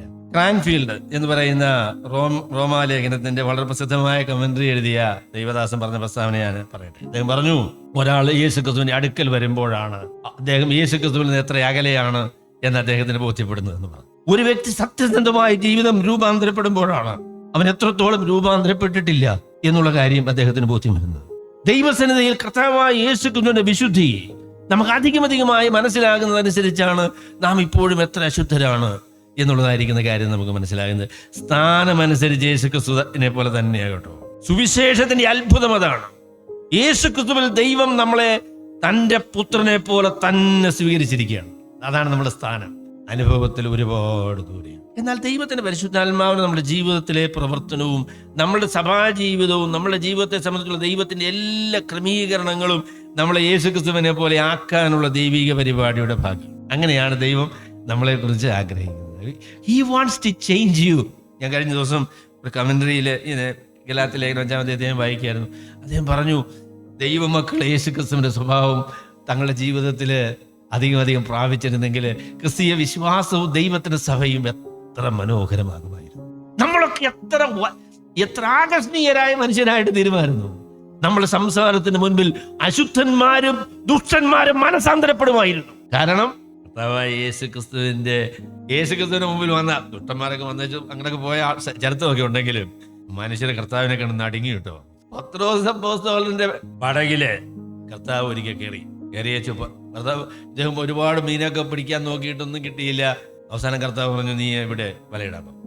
വലയിട്ടപ്പം വലിച്ചു വെക്കാൻ വയ്യ, അതുപോലെ മീനെ കിട്ടി. അത് കഴിഞ്ഞപ്പം കർത്താവിന്റെ മുഖത്തേക്ക് അദ്ദേഹം നോക്കിയിട്ട് പറഞ്ഞു, കർത്താവേ, ഞാൻ പാപിയായ ഒരു മനുഷ്യനാണ്, നീ എന്നെ വിട്ടുപോകും, നിന്റെ മുൻപിൽ നിൽക്കാനായിട്ട് എനിക്ക് സാധിക്കില്ല. You leave me alone Lord, because ഞാൻ എത്ര അശുദ്ധനാണെന്നുള്ള കാര്യം എനിക്ക് ബോധ്യമാകുന്നു എന്ന് പറഞ്ഞു. കർത്താവിനെ നിങ്ങൾ ശരിക്കും കണ്ടാല് നമ്മളുടെ അശുദ്ധിയെ കുറിച്ചുള്ളതായിരിക്കുന്ന ബോധ്യം ഉണ്ടാകും. അവിടെ അതാണ് വിശുദ്ധീകരണം എന്ന് പറയുന്നതായിരിക്കുന്ന പരിപാടി. വിശുദ്ധീകരണം എന്താണ്? വിശുദ്ധീകരണം എന്ന് പറയുന്നത് യേശുക്രിസ്തുവിനെ പോലെയാണ് എന്ന് ദൈവം നമ്മളെ കുറിച്ച് പറഞ്ഞ കാര്യം നമ്മളെ അനുഭവത്തിൽ സത്യമാകേണ്ടതിനായിട്ട് ദൈവത്തിന്റെ പരിശുദ്ധാത്മാവ് നിരന്തരമായി തുടർമാനമായി നമ്മളെ ജീവിതത്തിൽ പ്രവർത്തിച്ച് നമ്മളെ വ്യത്യാസപ്പെടുത്തുന്ന ദൈവത്തിന്റെ ആ പരിപാടിയാണ് നമ്മളെന്ന് പറയുന്നത് വിശുദ്ധീകരണം എന്ന് പറയും. തേജസ്കരണം എന്ന് പറഞ്ഞാൽ എന്താന്ന് ചോദിച്ചാൽ, തേജസ്കരണം എന്ന് പറയുന്നത് ഒരു ദിവസം നമ്മളെ കുറിച്ച് കർത്താവ് രക്ഷിക്കപ്പെട്ടപ്പോൾ പറഞ്ഞ കാര്യമുണ്ടല്ലോ, യേശുക്രിസ്തുവിനെ പോലെയാണ് നീ, ആ സ്ഥാനമാണ് നിനക്കെന്ന് പറഞ്ഞു. ഇത് രണ്ടും ഒന്നായി തിരിഞ്ഞിട്ടോ. യോഹന്നാൻ അപ്പോസ്തലൻ പറയുന്ന പോലെ നാം കർത്താവായ യേശുക്രിസ്തുവിനെ താൻ ഇരിക്കുന്നത് പോലെ തന്നെ കാണുന്നതാകൊണ്ട് അവനോട് സദസ്യന്മാരാകും എന്ന് നാം അറിയുന്നു. കാഹളം ധ്വനിക്കും, ക്രിസ്തുവിൽ മരിച്ചവർ അക്ഷയരായി ഉയർത്തെഴുന്നേൽക്കും, ജീവനോടെ ശേഷിക്കുന്ന നാം രൂപാന്തരപ്പെടും, നമ്മുടെ പാപത്തിന് സകല ബന്ധനങ്ങളും എന്നേക്കുമായിട്ട് നീങ്ങിപ്പോകും. തേജസ്കരിക്കപ്പെട്ട ശരീരവും രൂപാന്തരപ്പെട്ടതായിരിക്കുന്ന ആത്മാവും മനസ്സും എല്ലാം നമുക്ക് തന്ന് നമ്മളെ കർത്താവിനെ പോലെ നമ്മളെ ദൈവമാക്കി തരും. അതാണ് തേജസ്കരണം എന്ന് പറയുന്നത്.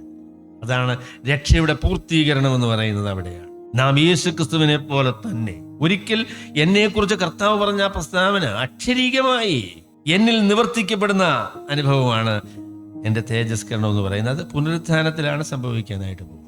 100% ദൈവം എന്നെ രൂപപ്പെടുത്തി ഞാൻ യേശുക്രിസ്തുവിനെ പോലെ ആയിത്തീരും. അപ്പൊ ഇത് മൂന്നുമാണ് രക്ഷയുടെ പരിപാടി എന്ന് പറയുന്നത്. അപ്പൊ അത് ഞാൻ പറയാം, ഇതിന്റെ എല്ലാം അടിസ്ഥാനം എന്ന് പറയുന്നത് യേശുക്രിസ്തുവിനെ പോലെ ഞാനാണ് എന്ന് യേശുക്രിസ്തുവിന്റെ വിശ്വാസത്താൽ ദൈവം എന്നെ കുറിച്ച് പറഞ്ഞ ആദ്യ പ്രഖ്യാപനം തന്നെയാണ്. ഞാൻ ദൈവസന്നിധിയിൽ നിൽക്കുമ്പോൾ എല്ലായ്പ്പോഴും എൻ്റെ ധൈര്യം എന്ന് പറയുന്നത് യേശുക്രിസ്തുവാണ്. അല്ലാതെ ഒരു നിമിഷത്തിലും എനിക്ക് എൻ്റെ സ്വയമായ നീതിയിലോ വിശുദ്ധിയിലോ ദൈവസന്നിധിയിൽ നിൽക്കാനായിട്ട് സാധിക്കുകയില്ല. അതാണ് അപ്പോസ്തലനായ പൗലോസ് നമ്മളോട് പറയുന്നത്. Salvation is of the Lord. രക്ഷയെന്ന് പറയുന്നത് ദൈവത്തിന്റെ ദാനമാണ്. യേശുക്രിസ്തുവിന്റെ ചെലവിൽ ദൈവം നമുക്ക് നൽകുന്ന ദാനമാണ് എന്നുള്ള കാര്യമാണ് അപ്പോസ്തലനായ പൗലോസ് പറയുന്നത്. അപ്പൊ അതിനെക്കുറിച്ച് ഒരു പ്രസ്താവനയോട് പറയാതിരിക്കാൻ സാധിക്കില്ല. 5-ാമത്തെ അധ്യായത്തിൽ അദ്ദേഹം പറഞ്ഞു, നിങ്ങൾ പരിച്ഛേദന ഏറ്റാൽ ക്രിസ്തുവിനെ കൊണ്ട് നിങ്ങൾക്ക് ഒരു പ്രയോജനവുമില്ല എന്ന് പൗലോസായ ഞാൻ നിങ്ങളോട് പറയും. പൗലോസായ ഞാൻ നിങ്ങളോട് പറയുന്നു എന്നുള്ളത് ശക്തമായൊരു പ്രസ്താവനയാണ്. സ്വർഗത്തിലെ ദൈവം തന്റെ പുത്രനായ യേശുക്രിസ്തുവിനെ വെളിപ്പെടുത്തി സുവിശേഷം ബോധ്യപ്പെടുത്തതായിരിക്കുന്ന അപ്പോസ്തലനായ പൗലോസായ ഞാൻ നിങ്ങളോട് പറയുകയാണ്. എന്താ പറയുന്നത് അറിയാമോ? നിങ്ങൾ പരിച്ഛേദനയേറ്റാൽ ക്രിസ്തുവിനെ കൊണ്ട് നിങ്ങൾക്ക് യാതൊരു പ്രയോജനവുമില്ല. എന്താ അങ്ങനെ പറഞ്ഞേ? പ്രിയമുള്ളവരെ, ഞാൻ പറയാം, കർത്താവായ യേശുക്രിസ്തുവിന്റെ പ്രവൃത്തിയോട് നമ്മുടെ രക്ഷയ്ക്കായിട്ട് എന്തെങ്കിലും കൂട്ടിച്ചേർത്താൽ അതിന് കൂട്ടു നിൽക്കാനായിട്ട് കർത്താവ് തീരുമാനിച്ചിട്ടില്ല എന്നാണ് അപ്പോസ്തലനായ പൗലോസ് പറയുന്നത്. കർത്താവായ യേശുക്രിസ്തു ചെയ്ത പ്രവൃത്തിയോടുകൂടെ ഒരു ചെറിയ ശസ്ത്രക്രിയയോടെ കൂട്ടിച്ചേർക്കാം. കർത്താവിന് നിൽക്കില്ല കേട്ടോ, നിങ്ങൾക്ക് യാതൊരു പ്രയോജനമില്ല. ഇരു തോണിയിൽ കാല് ചവിട്ടാനായിട്ട് പറ്റുകയില്ല. ഒന്നുകിൽ 100% കർത്താവ്, അല്ലെങ്കിൽ 100% ഞാൻ. അങ്ങനെയാണ് രക്ഷയുടെ ക്രമീകരണം എന്ന് പറയുന്നത്. ഒന്നിൽ നിങ്ങൾ തന്നെ രക്ഷപ്പെട്ടോളുക, അല്ലെങ്കിൽ യേശുക്രിസ്തുവിൽ രക്ഷയ്ക്കായിട്ട് വിശ്വസിക്കുക. ഞാൻ കുറച്ച് ഒരു 5% ഞാൻ, അല്ലെങ്കിൽ ഒരു 2% ഞാൻ, അല്ലെങ്കിൽ ചില ആളുകൾക്ക് 80-90% വരെ വേണമെങ്കിൽ സാധിക്കുന്ന ആൾക്കാരുണ്ട് കേട്ടോ. അതുകൊണ്ട് ഞാൻ ഈ ചോദ്യം ചോദിക്കട്ടെ, നിങ്ങളുടെ ധൈര്യം എന്താ? ദൈവം മുൻപാകെ നിൽക്കാനുള്ള ധൈര്യം എന്താ? അതോ ഞാൻ രാവിലെ എഴുന്നേറ്റ് ക്വൈറ്റ് ടൈം എടുത്തായിരുന്നു, പിന്നെ ഞാൻ കഴിഞ്ഞ ആഴ്ച സ്വോത്രയാഴ്ച ഇട്ട അബദ്ധത്തിലാണെങ്കിലും 50 രൂപയ്ക്ക് വരെ 100 രൂപയാണ് ഇട്ടത്. അത് തെറ്റിപ്പോയതാണ് വേറെ കാര്യം, എങ്കിലും സംഭവിച്ചതാണ്. എന്റെ പൊന്നു സഹോദരങ്ങളെ, നമ്മൾ അതുകൊണ്ടും നമ്മൾ ചെയ്യുന്ന യാതൊരു പ്രവൃത്തിയും രക്ഷയ്ക്ക് അടിസ്ഥാനമല്ല, രക്ഷയ്ക്ക് കാരണമല്ല. 100% കർത്താവായ യേശുക്രിസ്തു മാത്രമാണ്. ചില സഹോദരന്മാരെ അങ്ങനെ പറഞ്ഞു എന്ന് അദ്ദേഹത്തിന്റെ അവരുടെ പ്രതിയോഗികൾ പറയുന്നതാണ്. അവർ പറഞ്ഞു കാണില്ലെന്ന് തന്നെ വിചാരം. നിങ്ങൾ രക്ഷിക്കപ്പെടാനായിട്ട് സ്നാനപ്പെടണമെന്ന്, നിങ്ങൾ സ്നാനപ്പെട്ടെങ്കിലേ രക്ഷിക്കപ്പെടുള്ളൂ, തിരുവത്താഴം വേണമെന്ന് പറഞ്ഞു. 2 കാര്യം. അവരെ നമ്മൾ രക്ഷിക്കപ്പെടുന്നത് എങ്ങനെയാണ്? കർത്താവായ യേശുക്രിസ്തു കാൽവറിയിലെ മരണം, അധികം സ്നാനം. തമ്മിൽ ചേർക്കാൻ കൊള്ളാവുന്ന 2 കാര്യമാണ്, അല്ലയോ? യേശുക്രിസ്തുവിന്റെ കാൽവറി മരണം, അധികം ഞാൻ വെള്ളത്തിൽ മുങ്ങിയത്. എന്റെ പൊന്നേ, ഇല്ല കേട്ടോ. നിങ്ങൾ പരിച്ഛേദന സ്വീകരിച്ചാൽ രക്ഷിക്കപ്പെടാനായിട്ട് നിങ്ങൾ യേശുക്രിസ്തുവിന്റെ പ്രവൃത്തിയോടുകൂടെ എന്തെങ്കിലും കൂട്ടിച്ചേർത്താൽ യേശുക്രിസ്തുവിന്റെ സുവിശേഷം നിങ്ങൾ നിഷേധിക്കുകയാണ് ചെയ്യുന്നത്. എന്റെ ധൈര്യം എല്ലാം ഇപ്പോഴും കർത്താവായ യേശുക്രിസ്തുവും തന്റെ കുരിശുമാണ്. എന്നെ രക്ഷിക്കാനായിട്ട് തന്നെ ഈ ലോകത്തിലേക്ക് വന്ന യേശുക്രിസ്തുവിന്റെ രക്ഷാപ്രവൃത്തിയാണ് എന്റെ രക്ഷയുടെ അടിസ്ഥാനം, അല്ലാതെ ഞാൻ ചെയ്യുന്ന യാതൊരു പ്രവൃത്തിയല്ല. അതാണ് സുവിശേഷം. സുവിശേഷം എന്നുള്ളത് യേശുക്രിസ്തുവിൽ മാത്രം, യേശുക്രിസ്തുവിന്റെ പ്രവൃത്തി മാത്രം നമ്മുടെ രക്ഷയ്ക്ക് കാരണമായിരിക്കുന്നു എന്നുള്ളതാണ്. റിഫോമേഴ്സ് പറഞ്ഞ കാര്യം നിങ്ങൾക്ക് അറിയാമല്ലോ, സോളാ ക്രിസ്റ്റോ. ഇത് പറഞ്ഞാൽ Christ alone, Christ alone, gospel alone. അതാണ് നമ്മുടെ രക്ഷയുടെ കാരണം, അതാണ് നമ്മളുടെ വിശ്വാസം. അതിൽ നിങ്ങൾക്ക് അയവ് വന്നിരിക്കത്തില്ല, വരും. അത് സ്വാഭാവികമായിട്ട് വരുന്നതാണ്. ഞാൻ പറയുമ്പോഴേ നമ്മളെ കുറിച്ച് എല്ലാം പറയാവുന്ന കാര്യമാണ്. സ്വർഗത്തിൽ ചെല്ലുമ്പം ആദ്യത്തെ വരി, കുഞ്ഞാടെ നീ ഇറക്കപ്പെട്ടു, നിന്റെ രക്തത്താൽ ഗോത്രത്തിലും ഭാഷയിലുമുള്ള എല്ലാവരും വിലയ്ക്കും. 2ാമത്തെ വരി, ഞാൻ എന്തും മാത്രം കർത്താവിന് വേണ്ടി കഷ്ടപ്പെട്ടാൽ. അതേ അങ്ങനെ ഒരു പാട്ടില്ലതേ. പാട്ട് യേശുക്രിസ്തുവിന് വേണ്ടി മാത്രമേ ഉള്ളൂ. ഇനി ഞാൻ 2ാം ഭാഗം പറയുമ്പോൾ കഷ്ടപ്പെടുന്നതിനെ കുറിച്ചൊക്കെ പറഞ്ഞോളാം കേട്ടോ. അത് രക്ഷയ്ക്ക് വേണ്ടിയല്ല. രക്ഷിക്കപ്പെടുക എന്ന് പറയുന്നത് 100% സൗജന്യമാണ്. യേശുക്രിസ്തുവിന്റെ പ്രവൃത്തിയാണ് അതിന് കാരണം. അതിനെക്കുറിച്ച് അപ്പോസ്തലനായ പൗലോസ് പറഞ്ഞ ഈ പ്രസ്താവന കൂടെ പറഞ്ഞ് ഞാൻ മുൻപോട്ട് അദ്ദേഹം പറഞ്ഞു. 4ാമത്തെ വാക്യം, ന്യായപ്രമാണത്താൽ നീതീകരിക്കപ്പെടുവാൻ ഇച്ഛിക്കുന്ന നിങ്ങൾ ക്രിസ്തുവിനോട് വേർപെട്ടു പോയി, നിങ്ങൾ കൃപയിൽ നിന്ന് വീണുപോയി. ഞങ്ങളോ വിശ്വാസത്താൽ നീതി ലഭിക്കുമെന്നുള്ള പ്രത്യാശാ നിവൃത്തിയെ ആത്മാവിനാൽ കാത്തിരിക്കും. അപ്പോസ്തലനായ പൗലോസ് പറഞ്ഞു, പ്രവൃത്തികളാൽ. ന്യായപ്രമാണം എന്ന് പറഞ്ഞപ്പോൾ നമുക്ക് അത് ഒരു പക്ഷേ ന്യായപ്രമാണം എന്ന് പറയുമ്പോൾ അതിന്റെ പൂർണ്ണ ഗൗരവം നമുക്ക് വരികയല്ല. പ്രവൃത്തി എന്നങ്ങ് പറയും. പ്രവൃത്തികളാൽ, സമർപ്പണത്താൽ, ശിഷ്യത്വത്താൽ, സഭയിലെ അംഗത്വത്താൽ, സുവിശേഷ പ്രവർത്തനത്താൽ ആരെങ്കിലും രക്ഷിക്കപ്പെടുമെന്ന് വിചാരിച്ചാൽ യേശുക്രിസ്തുവിന്റെ സുവിശേഷം അവർ കൈവിട്ട് കളഞ്ഞു എന്നാണ് അപ്പോസ്തലനായ പൗലോസ് പറയുന്നത്. നമ്മൾ രക്ഷിക്കപ്പെട്ടിരിക്കുന്നത് നാം ചെയ്യുന്ന ഒരു പ്രവൃത്തിയുടെ അടിസ്ഥാനത്തിലല്ല, യേശുക്രിസ്തുവിന്റെ ചെലവിലാണ്. 100% യേശുക്രിസ്തുവിന്റെ ചെലവിലാണ്. We so desperately need Christ. യേശുക്രിസ്തുവിനെ നമുക്ക് അത്രത്തോളം ആവശ്യമാണ്. യേശുക്രിസ്തുവിനെ കൂടാതെ ആർക്കും രക്ഷിക്കപ്പെടാൻ സാധിക്കില്ല. യേശുക്രിസ്തുവിൽ കൂടെ മാത്രമേ രക്ഷയുള്ളൂ. അതല്ലയോ നമ്മൾ പറയുന്ന കാര്യം. വിശുദ്ധന്മാരും മധ്യസ്ഥന്മാരും ഒന്നും രക്ഷയ്ക്ക് അവരെ ആരെയും നമുക്ക് കൂട്ടുപിടിക്കാൻ കഴിയുകയില്ല. യേശുക്രിസ്തുവിനെ മാത്രമേ ഉള്ളൂ. മധ്യസ്ഥന്മാരെയും വിശുദ്ധന്മാരെയും കൂട്ടുപിടിക്കാൻ പറ്റുകയില്ല. നമ്മളെ തന്നെ കൂട്ടുപിടിക്കാൻ പറ്റുമോ? മധ്യസ്ഥന്മാരെ വിശുദ്ധന്മാരെ നോക്കിവേണ്ട. പക്ഷെ ഞാൻ ചെയ്യുന്നതായിരിക്കുന്ന എന്റെ അനുസരണം, സമർപ്പണം, കർത്താവിനോടുള്ള വിധേയത്വം, ഇതൊക്കെ വേണം. പക്ഷെ അതൊന്നും രക്ഷയ്ക്ക് കാരണമല്ല, അത് രക്ഷിക്കപ്പെട്ടതിന്റെ ഫലമാണ്. അപ്പൊ അതാണ് ഞാൻ ആദ്യമേ പറയാൻ ആഗ്രഹിക്കുന്നത്. സുവിശേഷത്തെക്കുറിച്ചുള്ള സത്യസന്ധമായ ബോധ്യം, സുവിശേഷത്തെ സംബന്ധിച്ചുള്ള സത്യസന്ധമായ ഉറപ്പ്, അതാണ് പൗലോസ് നമ്മളോട് പറയുന്ന ഏറ്റവും പ്രധാനപ്പെട്ട കാര്യം. അതാണ് ഞാൻ നിങ്ങളോട് പറയാൻ ആഗ്രഹിക്കുന്നത്. നിങ്ങൾ സുവിശേഷത്തിൽ നിങ്ങളുടെ ധൈര്യം കണ്ടെത്തിയിരിക്കുന്നുവോ? നിങ്ങൾ യേശുക്രിസ്തുവിന്റെ വിശ്വാസത്താൽ രക്ഷിക്കപ്പെട്ടയാളാണ് എന്ന് നിങ്ങൾക്ക് ഉറപ്പുണ്ടോ? യേശുക്രിസ്തുവിനെ നിങ്ങളുടെ രക്ഷകനും കർത്താവുമായിട്ട് നിങ്ങൾ സ്വീകരിച്ചിട്ടുണ്ടോ എന്നതാണ് എൻ്റെ ആദ്യത്തെ ചോദ്യം. അപ്പൊ അതിനെക്കുറിച്ച് D.A. കാഴ്സൺ എന്ന് പറയുന്ന ആൾ പറഞ്ഞ പ്രസ്താവനയും കൂടെ ഞാൻ പറയണം. അദ്ദേഹം പറഞ്ഞു, സുവിശേഷ വിഹിത സഭകളിൽ നമ്മളും നമ്മുടെ കുഞ്ഞുങ്ങളും അവിശ്വാസികളായി പോകുന്നതിന്റെ കാരണം സുവിശേഷം നമ്മുടെ സഭകളിൽ നമ്മൾ പ്രസംഗിക്കുന്നില്ല എന്നുള്ളതാണ് കാര്യം. നമുക്കെല്ലാം സുവിശേഷം അറിയാമെന്ന് നമ്മളങ്ങ് വിചാരിച്ചിരിക്കുക. അപ്പൊ അതുകൊണ്ട് we assume the gospel and we miss the gospel. എല്ലാവർക്കും സുവിശേഷം അറിയാം, എല്ലാവരും സുവിശേഷം വിശ്വസിച്ചവരാണ് എന്ന് നാം വിചാരിക്കുന്നത് കൊണ്ട് സുവിശേഷം വ്യക്തമായി നാം പറയുന്നില്ല. അതുകൊണ്ട് ആളുകൾ അത് മനസ്സിലാക്കുന്നില്ല, വിശ്വസിക്കുന്നില്ല. നമ്മളുടെ 2ാം തലമുറക്കാർ സുവിശേഷം എന്താണെന്ന് അവർക്ക് അറിയത്തുമില്ല. അത് അപകടകരമായ ഒരു കാര്യമാണ്. അതുകൊണ്ട് സുവിശേഷം, അതാണ് നമ്മൾ അപ്പം നുറുക്കാനായിട്ട് കൂടി വരുമ്പോൾ നമ്മൾ എന്താ പറയണ്ടേ? യേശുക്രിസ്തു കാൽവറിലെ കുരിശിൽ നമ്മുടെ പാപത്തിന്റെ പരിഹാരത്തിനായി ഒരിക്കലായി തന്നെത്താൻ അർപ്പിച്ചു, മരിച്ചു, അടക്കപ്പെട്ടു, ഉയർത്തെഴുന്നേറ്റു.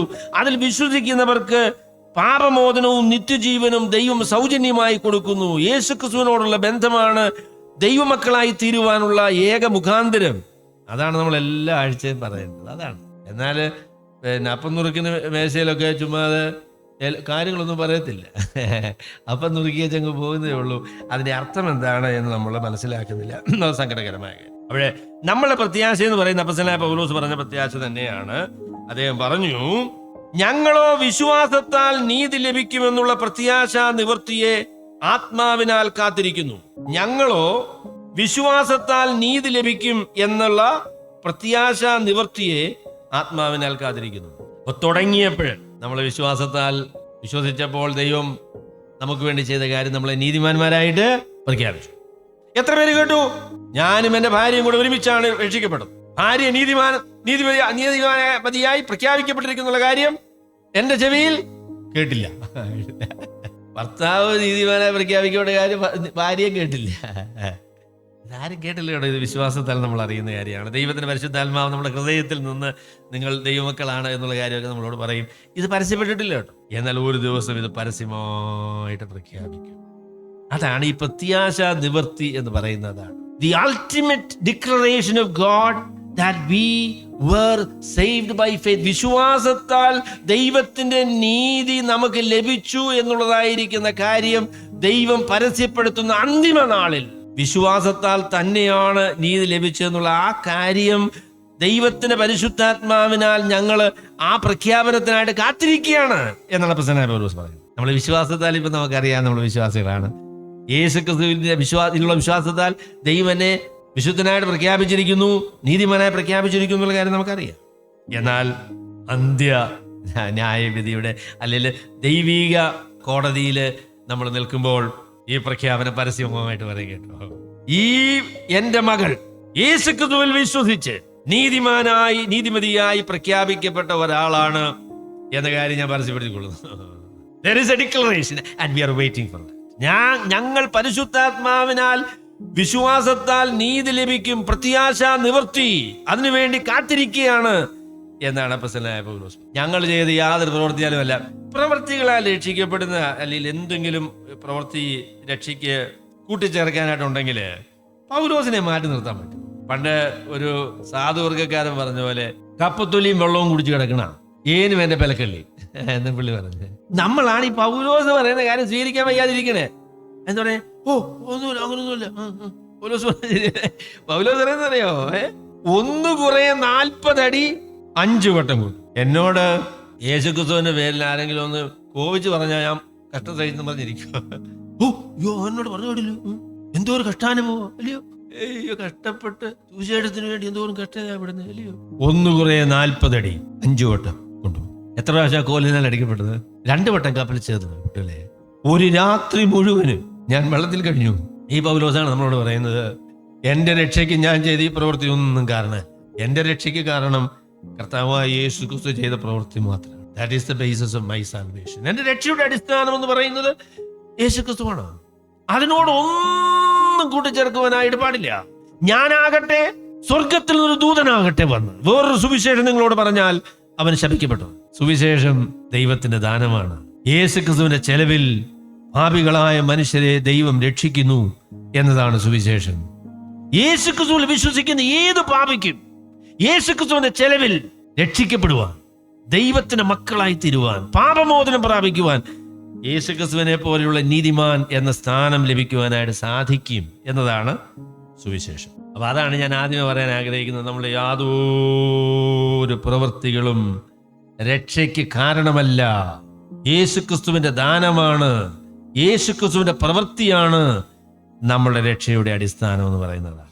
രണ്ടാമത്തെ പ്രസ്താവന, രക്ഷിക്കപ്പെട്ടതായിരിക്കുന്ന ഒരു ദൈവത്തിന്റെ പൈതല്, രക്ഷിക്കപ്പെട്ട ഒരു ദൈവ പൈതല്, രക്ഷിക്കപ്പെട്ടതായിരിക്കുന്ന ആള് ദൈവത്തിന്റെ പരിശുദ്ധാത്മാവിനാൽ ദൈവഹിത പ്രകാരം രൂപാന്തരപ്പെടുന്നയാളാണ്. അല്ലെങ്കിൽ രക്ഷിക്കപ്പെട്ടതായിരിക്കുന്ന ഒരാള് സുവിശേഷത്തിനനുസൃതമായി ജീവിക്കാനായിട്ട് കടപ്പെട്ടയാളാണ്. നിങ്ങൾ രക്ഷിക്കപ്പെട്ടതാണ് എങ്കിൽ നിങ്ങൾക്ക് ലഭിച്ച ഏറ്റവും വലിയ അനുഗ്രഹം ദൈവത്തിന്റെ പരിശുദ്ധാത്മാവിനെ ദൈവം നിങ്ങൾക്ക് തന്നു എന്നുള്ളതാണ്. അപ്പൊ ഞാനത് രക്ഷിക്കപ്പെട്ട ആളുകളോട് പറയും, ദൈവത്തിന്റെ പരിശുദ്ധാത്മാവുണ്ടോ നിങ്ങളുടെ ഹൃദയത്തിൽ? അതിന് വല്ല തെളിവുണ്ടോ? എന്തെങ്കിലും ദോഷം പറയാനായിട്ട് അങ്ങോട്ട് വായെടുക്കുന്നുടനെ ഹൃദയത്തിന്റെ ഉള്ളിൽ നിന്നും അരുത്, നീ ഒരു ദൈവ പൈതലാണ്, നിനക്ക് അങ്ങനെ പറയാൻ പറ്റിയില്ല എന്ന് പറയാറുണ്ടോ? ഒരു ദോഷകരമായ ചിന്ത ഹൃദയത്തിൽ വരുന്നുടനെ ഹൃദയത്തിൽ നിന്ന് പറയാം, കുഞ്ഞേ എന്നാ ചെയ്യാൻ പോകുന്നേ, ഇത് നടക്കില്ല കേട്ടോ, ഇത് നീ ഒരു ദൈവ പൈതലല്ലേ, നിനക്ക് അങ്ങനെ ചെയ്യാൻ പറ്റുമോ എന്ന് ചോദിക്കാറുണ്ടോ? നമ്മുടെ ഹൃദയത്തിൽ സംശയവും ദുഃഖവും പ്രയാസവും ഒക്കെ വരുമ്പോൾ ഹൃദയത്തിൽ നിന്ന് ദൈവത്തിന്റെ പരിശുദ്ധാത്മാവ് പറയാം, നീ ഒരു ദൈവ പൈതലാണ്, ദൈവം നിന്നെ ഒരിക്കലും കൈവിടുകയില്ല, നിന്നെ ഉപേക്ഷിക്കുകയില്ല, നീ ദൈവ പൈതലാണ്, നാം ദൈവത്തിന്റെ മക്കളാണ് എന്ന് ദൈവത്തിന്റെ പരിശുദ്ധാത്മാവ് നമ്മുടെ ആത്മാവോട് ചേർന്ന് സാക്ഷ്യം പറയും. അല്ലേ? എന്റെ പ്രിയമുള്ളവരെ, ഞാൻ രക്ഷിക്കപ്പെട്ടിരിക്കുന്നു എന്നുള്ളത് വസ്തുനിഷ്ഠമായി നമുക്കറിയാൻ പറ്റുന്ന ഒരു കാര്യമാണ്. എന്നാൽ അതിന് അനുഭവത്തിലുള്ള കാര്യങ്ങളുണ്ട്. രക്ഷിക്കപ്പെട്ടു, പക്ഷെ എനിക്കൊരു അനുഭവം ഇല്ല. എന്തോ ഗൗരവമായ പ്രശ്നമുണ്ട്. കൊച്ചു ജനിച്ചു, ജീവനുണ്ട്, പക്ഷെ കാലും കൈയും അനക്കുന്നു, ഇങ്ങനെ കിടക്കാം. എന്തോ പ്രശ്നമുണ്ടല്ലോ ഇത്. ജനിച്ച കൊച്ച് ജീവനുള്ള കൊച്ചാണെങ്കിൽ എന്ത് ചെയ്യും? കരച്ചിൽ അടുത്ത വാർഡിലുള്ള ആൾക്കാർ വരെ ഇളകി. എന്തൊരു കരച്ചില്! കരയണം വേണം കേട്ടോ. എന്നാലും ഞാൻ പറയാ, ഇതിന് പ്രകടനം ഉണ്ടെന്നേ. ജീവൻ എല്ലായ്പ്പോഴും ജീവനുണ്ട് എന്നുള്ളതിന് തെളിവുകളുണ്ട്. നിങ്ങൾ രക്ഷിക്കപ്പെട്ട ആളാണ് എന്ന് നിങ്ങൾക്ക് സംശയം വരേണ്ട കാര്യമൊന്നുമില്ല. സംശയം വരുന്നുവെങ്കിൽ അപ്പോസ്തലനായ പൗലോസ് പറഞ്ഞത്, നിങ്ങൾ യഥാർത്ഥത്തിൽ വിശ്വാസികൾ തന്നെയാണോ എന്ന് നിങ്ങളെ തന്നെ പരിശോധിക്കേണ്ടതായിട്ടിരിക്കുന്നു. കർത്താവായ യേശുക്രിസ്തു നമ്മളെ രക്ഷിച്ചത് നാം ആയിരുന്ന സ്ഥലത്ത് നമ്മളെ ഉപേക്ഷിച്ചു പോകാനായിട്ടല്ല. കർത്താവായ യേശുക്രിസ്തു നമ്മളെ രക്ഷിച്ചത് നാം ആയിരുന്ന സ്ഥലങ്ങളിൽ നമ്മൾ ഉപേക്ഷിച്ചു പോകാനല്ല, നമ്മളെ രൂപാന്തരപ്പെടുത്താനായിട്ട് തന്നെയാണ് കർത്താവ് നമ്മളെ രക്ഷിച്ചത്. The gospel is not a gospel just to believe, but it is the gospel of transformation. ജീവിതത്തെ വ്യതിയാനപ്പെടുത്തുന്ന, വീക്ഷണത്തെ വ്യതിയാനപ്പെടുത്തുന്ന ദൈവത്തിന്റെ രൂപാന്തര ശക്തിയാണ് സുവിശേഷം. അപ്പൊ യാതൊരു വ്യത്യാസവും ഇല്ലെങ്കിൽ പൊന്നു കുഞ്ഞുങ്ങളെ എന്ന് മാത്രം പറഞ്ഞാൽ പോലെ, സഹോദരങ്ങളെ സഹോദരിമാരെ, രക്ഷിക്കപ്പെടണം, സത്യസന്ധമായിട്ട് രക്ഷിക്കപ്പെടണം. സ്വർഗത്തിൽ പോകാൻ ഒരു വഴിയേ ഉള്ളൂ കേട്ടോ. അവസാനം ഞാൻ മത്തായി 25-ാമത്തെ അധ്യായത്തില് കന്യകമാരോട് പറഞ്ഞു, അവര് എല്ലാരും വിളക്കും എടുത്ത് നല്ല വെള്ള വസ്ത്രമൊക്കെ ധരിച്ച് തലയെ തുണിയൊക്കെ ഇട്ടു പോകുന്ന ആൾക്കാരാ. എല്ലാ സഹോദരിമാരെ കുറിച്ച് മാത്രം പറഞ്ഞതുകൊണ്ട് തുണി ഇടാത്ത സഹോദരന്മാരെ അതിനകത്ത് ഉൾപ്പെടും കേട്ടോ. അതൊക്കെ വേറെ കാര്യം. അപ്പൊ എല്ലാവരും ഭയങ്കര പോക്ക, മണവാളൻ വരുന്നു എന്നൊരു ശബ്ദം. അപ്പോഴത്തേക്ക് എല്ലാവരും എഴുന്നേറ്റ് കേട്ടോ. എഴുന്നേറ്റ് വിളക്ക് കത്തിക്കാൻ നോക്കിയപ്പോൾ കത്തുന്നില്ല. എല്ലാ പണിയും ഉണ്ടായിരുന്നു കേട്ടോ. ഇത് ഒരുമിച്ചായിരുന്നു, പാട്ട് പാടുന്നതും പിന്നെ അപ്പം നുറുക്കുന്നതും എല്ലാം ഒരുമിച്ചാ. മണവാളം വരുന്നു എന്നുള്ള ശബ്ദം കേട്ടപ്പം വിളക്ക് കത്തുന്നില്ല. എന്നിട്ട് ഒരു ഭയാനകമായ പ്രസ്താവനയുണ്ട് കേട്ടോ. വാതിലടച്ചു എന്ന് പറയുന്ന പ്രസ്താവന. വാതിലടച്ചു. കർത്താവേ ഞങ്ങൾക്കും തുറക്കണമേ എന്ന് പറഞ്ഞു. നിങ്ങളെ അറിയുന്നില്ല എന്ന് പറഞ്ഞു. ഞാൻ നിങ്ങളെ അറിയുന്നില്ല. എത്ര ഭയാനകമായ ഒരു കാര്യമാണ്. നമ്മൾ കൈയും കൊട്ടി പാട്ടും പാടി പരിപാടിയെല്ലാം ചെയ്തു, അവസാനം വരുന്ന ഉടനെ വിളക്കും കത്തുന്നില്ല. അവസാനം അത് ചോദിച്ചോ പറഞ്ഞു അറിയുന്നില്ല എന്ന് പറയുകയും ചെയ്തു. പിന്നെ വാതിൽ തുറക്കുവോ? It is gone. എന്നെ പൊന്നു സഹോദരങ്ങളെ, ഞാൻ നിങ്ങളെ കാല് പിടിച്ച് പറയുകയാണ്, നിങ്ങൾ രക്ഷിക്കപ്പെട്ടതാണെന്ന് ഉറപ്പുവയ്ക്കണം കേട്ടോ. ലോക്കൽ ചർച്ചിൽ തദ്ദേശ സഭയെ വന്നു എന്ന് പറഞ്ഞാലും രക്ഷിക്കപ്പെടുകയില്ല. സ്നാനപ്പെട്ടു എന്നുള്ളത് കൊണ്ട് രക്ഷിക്കപ്പെടുകയില്ല. നിങ്ങൾ സത്യസന്ധമായി സുവിശേഷം വിശ്വസിച്ച് യേശുക്രിസ്തുവിനെ രക്ഷകനും കർത്താവുമായി സ്വീകരിച്ച് കുരിശിന്റെ ചുവട്ടിൽ വന്ന് കർത്താവ് നൽകുന്ന രക്ഷ സ്വീകരിക്കണം. അത് ഉറപ്പാക്കണം. നമുക്കിനി ഇത് കിട്ടിയാ കൊള്ളാൻ, കിട്ടിയില്ല കുഴപ്പമില്ല എന്നുള്ള രീതിയിലാണോ ഈ പരിപാടി? ഇത് നിത്യത നിർണ്ണയിക്കുന്ന കാര്യമാണ്. നിത്യത നിർണ്ണയിക്കുന്ന കാര്യമാണ്. അതുകൊണ്ട് നമ്മൾ രക്ഷിക്കപ്പെട്ടവരാണ് എന്ന് നമ്മൾ ഉറപ്പാക്കണം. ഞാൻ രക്ഷിക്കപ്പെട്ടയാളാണ്. അതിനുമോ ദൈവത്തിന്റെ പരിശുദ്ധാത്മാവ് എന്റെ ആത്മാവോട് ചേർന്ന് ഞാൻ ദൈവത്തിന്റെ പൈതലാണ് എന്ന് എന്നോട് സാക്ഷ്യം പറയുന്നു. നിങ്ങൾ അങ്ങനെ സാക്ഷ്യം കേട്ടു എന്നുള്ള ആ ഒരു രീതിയിലൊന്നല്ല ഞാൻ പറയുന്നത്. ഞാൻ ദൈവ പൈതലാണ് എന്നുള്ളതിന്റെ ഒരു ബോധ്യം, ആ ഒരു അറിവ്, ആ ഒരു യാഥാർത്ഥ്യത്തിന്റെ ഉറപ്പ് നമുക്കുണ്ട്. അതുകൊണ്ട് നിങ്ങൾ സന്തോഷമായിട്ട് അങ്ങനെ പോകാമെന്ന് വിചാരിക്കണ്ട കേട്ടോ. നിങ്ങൾ രക്ഷിക്കപ്പെട്ടേച്ച് പോയേച്ചാൽ മതി. രക്ഷിക്കപ്പെട്ട ആളുകൾ രക്ഷിക്കപ്പെട്ടതിൽ ദൈവത്തിന് വളരെ നന്ദി പറഞ്ഞ്, ദൈവം തന്റെ പരിശുദ്ധാത്മാവിനാൽ നമ്മളെ ജീവിതത്തിൽ പ്രവർത്തിക്കാൻ ആഗ്രഹിക്കുന്ന കാര്യങ്ങളൊക്കെ ഏറ്റെടുത്ത് ധൈര്യപ്പെടേണ്ടത് ആവശ്യമാണ്. ക്രിസ്തുവിനുള്ള സ്വാതന്ത്ര്യം എന്ന് പറയുന്നതാകട്ടെ, ഒന്നും അധികമായി കൂട്ടിച്ചേർക്കുവാൻ ആവശ്യമില്ലാതെ യേശു ക്രിസ്തുവിന്റെ ചെലവിൽ സൗജന്യമായി ദൈവം എന്നെ രക്ഷിച്ചിരിക്കുന്നു എന്നുള്ള ഉറപ്പാണ്. അതാണ് ക്രിസ്തുവിനുള്ള സ്വാതന്ത്ര്യം എന്ന് പറയുന്നതാണ്. യേശു ക്രിസ്തു സ്വാതന്ത്ര്യത്തിനായിട്ട് ക്രിസ്തു യേശു നമ്മളെ സ്വതന്ത്രരാക്കി. ആകയാൽ അതിൽ ഉറച്ചു നിൽപ്പീൻ. ഉറച്ചു നിൽക്കുക എന്ന് പറയുന്നത് ഒരു മിലിറ്ററി ടേമാണ്, ഒരു മിലിറ്ററി പ്രസ്താവനയാ. അവിടുന്ന് ഇവിടുന്നൊക്കെ വെടിവരുന്ന ഉടനെ പട്ടാളക്കാരെന്ത് ചെയ്യും? ഇറങ്ങടാ, ഓടടാ, അല്ലയോ? വെട്ടിയുടെ ശബ്ദം കേൾക്കുന്നടാ, ഓടാവടാ. അങ്ങനൊന്നുമല്ല. അവർ പടയാളികളാണെങ്കിൽ എന്ത് പറയും? വെടിയ ശബ്ദം കേൾക്കുന്ന ഉടനെ ഞങ്ങളെ ഏൽപ്പിച്ച, ഞങ്ങൾ പിടിച്ചുകൊള്ളുവാൻ ഞങ്ങളോട് കൽപ്പിച്ചിരിക്കുന്ന ഈ സ്ഥലം മരിച്ചാലും വിട്ടുകളകയില്ല എന്നുള്ള നിലയിൽ പിടിച്ചുകൊള്ളുകയാണ്, ഉറച്ചു നിൽക്കുകയാണ്, അതിൽ തന്നെ സ്ഥിരപ്പെട്ട് നിൽക്കുകയാണ്. We take a firm stand. അതിശക്തമായ ഒരു നിലപാട് സ്വീകരിച്ചിരിക്കുകയാണ്. We take a stand in Christ. സുവിശേഷത്തെ സംബന്ധിച്ചുള്ള ഉറപ്പ്, ആ നിലപാട് മറ്റൊരു അടിമനുഖവും എടുത്തു തോളെ വയ്ക്കാൻ അനുവദിക്കാതെ, സുവിശേഷത്തിന്റെ സ്വാതന്ത്ര്യം, സുവിശേഷത്തിന്റെ നിർമ്മലത അതിന്റെ പൂർണ്ണ അളവിൽ തന്നെ നമുക്ക് സൂക്ഷിക്കാനായിട്ട് നമുക്കതിനായിട്ട് നമ്മളെ തന്നെ ഏൽപ്പിക്കാം. പ്രത്യാശാ നിവർത്തി, സുവിശേഷത്തിന്റെ പ്രത്യാശാ നിവർത്തി, അത് കർത്താവായ യേശു ക്രിസ്തു എന്നെ കുറിച്ച് ഒരിക്കൽ പ്രഖ്യാപിച്ചതുപോലെ തന്നെ ഞാൻ ആത്യന്തികമായിട്ട് ആയിത്തീരും. അങ്ങനെ ഒരിക്കൽ പരസ്യമായി സ്വർഗത്തിലെ ദൈവം അത് പ്രഖ്യാപിക്കുമെന്ന് ഉള്ള ഉറപ്പ് ദൈവത്തിന്റെ പരിശുദ്ധാത്മാവിനാൽ അതിനുവേണ്ടി വാഞ്ചയോടെ നമ്മൾ കാത്തിരിക്കുകയാണ്. ആ ദിവസം ഏറ്റവും ആഗതമാകാനായിട്ട് പോകുന്നു. അതുകൊണ്ട് പ്രിയ സഹോദരങ്ങളെ, സുവിശേഷത്തെക്കുറിച്ച് നമുക്ക് ഏറ്റവും ധൈര്യമുള്ളവരായിരിക്കാം.